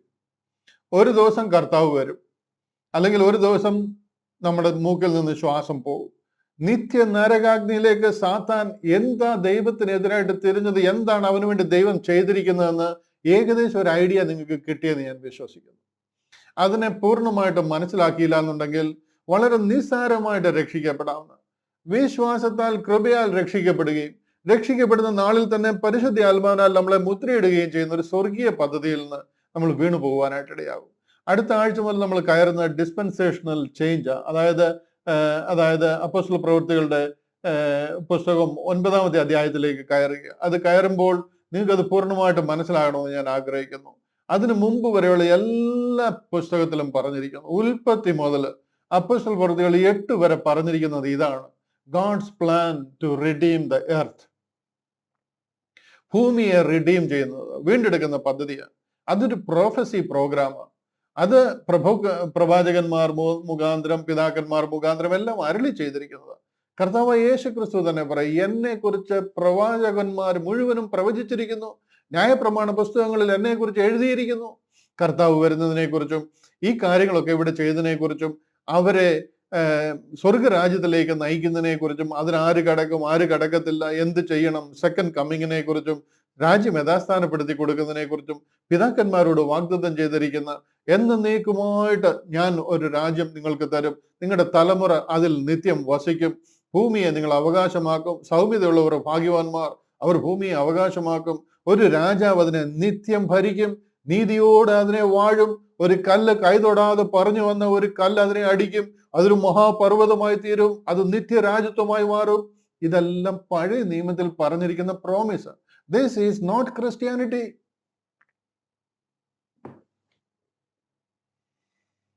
കർത്താവ് കാൽവറിയിൽ നിവർത്തിച്ച രക്ഷണ പ്രവൃത്തിയിലെ വിശ്വാസത്താൽ കൃപയാൽ രക്ഷിക്കപ്പെടുന്ന ഒരു കാലമാണ്. കൃപയാലല്ലോ വിശ്വാസം മൂലം നാം രക്ഷിക്കപ്പെട്ടിരിക്കുന്നു. വിശ്വസിക്കുന്നവർക്ക് അവൻ തന്റെ രക്തം മൂലം പ്രായശ്ചിത്തമാകുവാൻ ദൈവം അവനെ പരസ്യമായി നിർത്തിയിരിക്കുക. ഹല്ലേലൂയ. അവനിൽ ആശ്രയിച്ചിട്ട് ആ കൃപയാൽ അവന്റെ രക്തത്തിലെ വിശ്വാസത്താൽ നമുക്ക് പാപങ്ങളുടെ മോചനം എന്ന വീണ്ടെടുപ്പുണ്ട്. അതാണ് നമ്മുടെ രക്ഷാപദ്ധതി. ഹല്ലേലൂയ. എന്റെ സമയം തീർന്നിരിക്കുകയാണ്. ഞാൻ ഒരല്പം കൂടെ നിങ്ങളെ ഈ വിഷയത്തിൽ കാര്യങ്ങൾ പറയണമെന്ന് വിചാരിച്ചിരുന്നു, പക്ഷെ എനിക്ക് അതിന് സമയം ലഭിക്കുന്നില്ല. ഇതിൽ കൂടെ റൈറ്റ്ലി ഡിവൈഡ് എന്താണ് റൈറ്റ് ഡിവിഷൻ എന്നുകൂടെ ഞാനൊന്ന് പറഞ്ഞ് തൽക്കാലം പ്രാർത്ഥിക്കാനായിട്ട് പോവുകയാണ്. Rightly dividing the word of truth, seeing how and where you fit in to the outworking of God's plan is vital, because while all the Bible is for us, it is not all to us, nor is it all about us. ഈ Bible മുഴുവനും cover to cover നമ്മളെ കുറിച്ച് പറഞ്ഞിരിക്കുന്നത്, നമുക്ക് തന്നിരിക്കുന്നത്. Bible is for us, but it is not all to us. നമ്മളെ കുറിച്ച് specific ആയിട്ട് എന്നെ നിങ്ങളെ കുറിച്ച് പറഞ്ഞിരിക്കുന്നതല്ല. nor is it all about us. നമ്മുടെ രക്ഷയ്ക്ക് വേണ്ടി പറഞ്ഞിരിക്കുന്ന കാര്യങ്ങളല്ല എല്ലാം. കാര്യം, we cannot open the Bible and apply any and all verses to ourselves. എല്ലാ കാര്യങ്ങളും നമുക്ക് ഇങ്ങനെ കണ്ണടച്ച് തുറന്നിട്ട് ഇത് എനിക്ക് വേണ്ടി പറഞ്ഞിരിക്കുന്നു എന്ന് പറഞ്ഞിട്ട് അപ്ലൈ ചെയ്യാൻ പറ്റത്തില്ല. That is not for us. For example, many passages command animal sacrifices. മൃഗങ്ങളെ യാഗം കഴിക്കുന്നതിനെ കുറിച്ച് ഒത്തിരി അടുത്ത് പറഞ്ഞിരിക്കുന്നു. You cannot do that today. ഇന്ന് നമുക്കത് ചെയ്യാൻ അധികാരമില്ല, അത് നമ്മൾ ചെയ്യാൻ പാടില്ല. കാര്യം, അത് നമുക്ക് വേണ്ടി പറഞ്ഞിരിക്കുന്നതല്ല. Obviously, no true Christian would teach that we should offer animal sacrifice today. ഒരു ക്രിസ്ത്യാനി പോലും ഇന്നൊരു മൃഗത്തെ യാഗം കഴിക്കാനായിട്ട് പറയത്തില്ല. We must distinguish between verses that apply today and verses that do not. ഇന്ന് നമ്മുടെ രക്ഷയ്ക്ക് വേണ്ടിയിട്ടുള്ള ദൈവഭാഗം ഏതാണ് നമ്മൾ മനസ്സിലാക്കണം. We must rightly divide the word of truth. 2 Corinthians 2:15 പറയുന്നു, സത്യവചനത്തെ യഥാർത്ഥമായി പ്രസംഗിച്ചുകൊണ്ട് ദൈവത്തിന് കൊള്ളാവുന്നവനായി നിൽപ്പാൻ ശ്രമിക്കുക. Understanding the big picture and God's twofold plan will help us do this. കാര്യങ്ങളെ നമ്മൾ വ്യക്തമായിട്ട് മനസ്സിലാക്കിയില്ല എന്നുണ്ടെന്നുണ്ടെങ്കിൽ ഇത് നമുക്ക് മനസ്സിലാകാതെ പോകും. അതുകൊണ്ട് ദൈവിക പദ്ധതി എന്താണെന്നും, എന്താണ് ഭൂമിയെ വീണ്ടെടുക്കുന്ന പദ്ധതി എന്നും, എന്താണ് യഹൂദിയ പദ്ധതി എന്നും അറ്റ്ലീസ്റ്റ് ബേസിക് കാര്യങ്ങൾ നമ്മൾ മനസ്സിലാക്കണം. പിതാക്കന്മാർ എന്ത് പഠിപ്പിച്ചു എന്നുള്ളതല്ല വിഷയം. നിങ്ങൾ ദൈവത്തിന്റെ സന്നിധിയിൽ നിൽക്കുമ്പോൾ നിങ്ങളുടെ പിതാവ് എന്ത് പഠിപ്പിച്ചു എന്ന് ആരും ചോദിക്കത്തില്ല. ദൈവവചനം എന്ത് പറയുന്നു? What saith the scripture?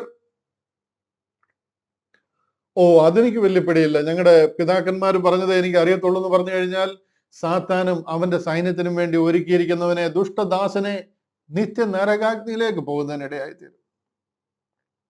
കർത്താവ് അഖിലാണ്ടത്തിന്റെ ഉടയവനായ ദൈവം, സ്വർഗത്തിനും ഭൂമിക്കും നാഥനായ ദൈവം മനുഷ്യനായിട്ട് വന്നിരിക്കുക.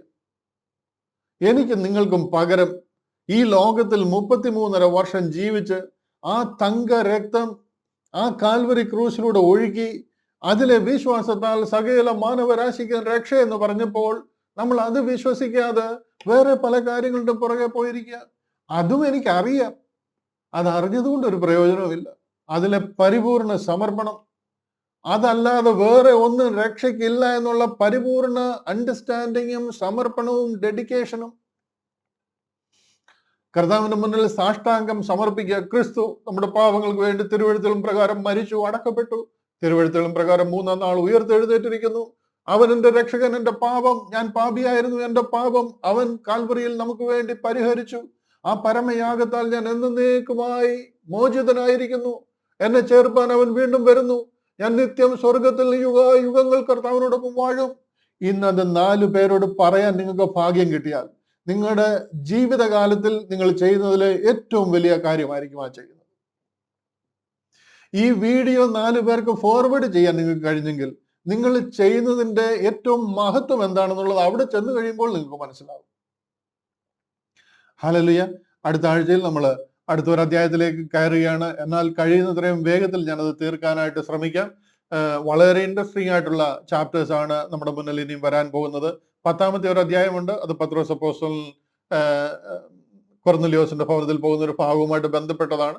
ബട്ട് അത് കഴിഞ്ഞിട്ടാണെങ്കിലും ഈ പൗലോസിൽ കൂടി ആരംഭിച്ചിരിക്കുന്ന സ്വർഗീയ പദ്ധതികൾ എന്താണ് എന്നുള്ളതിനെ കുറിച്ച് കൂടുതൽ അറിയുവാനും പഠിക്കുവാനും ദൈവം നമുക്ക് കൃപ തരും. ഒന്നിച്ച് കർത്താവിന്റെ രാജ്യത്തിന്റെ വ്യാപ്തിക്ക് വേണ്ടി പ്രയോജനപ്പെടാം. ദൈവം നമ്മളെ ധാരാളമായിട്ട് സഹായിക്കട്ടെ എന്ന് പ്രാർത്ഥിക്കുന്നു, അനുഗ്രഹിക്കുന്നു. കർത്താവിന്റെ കൃപ നമ്മോട് കൂടെ ഇരിക്കുമാറാകട്ടെ.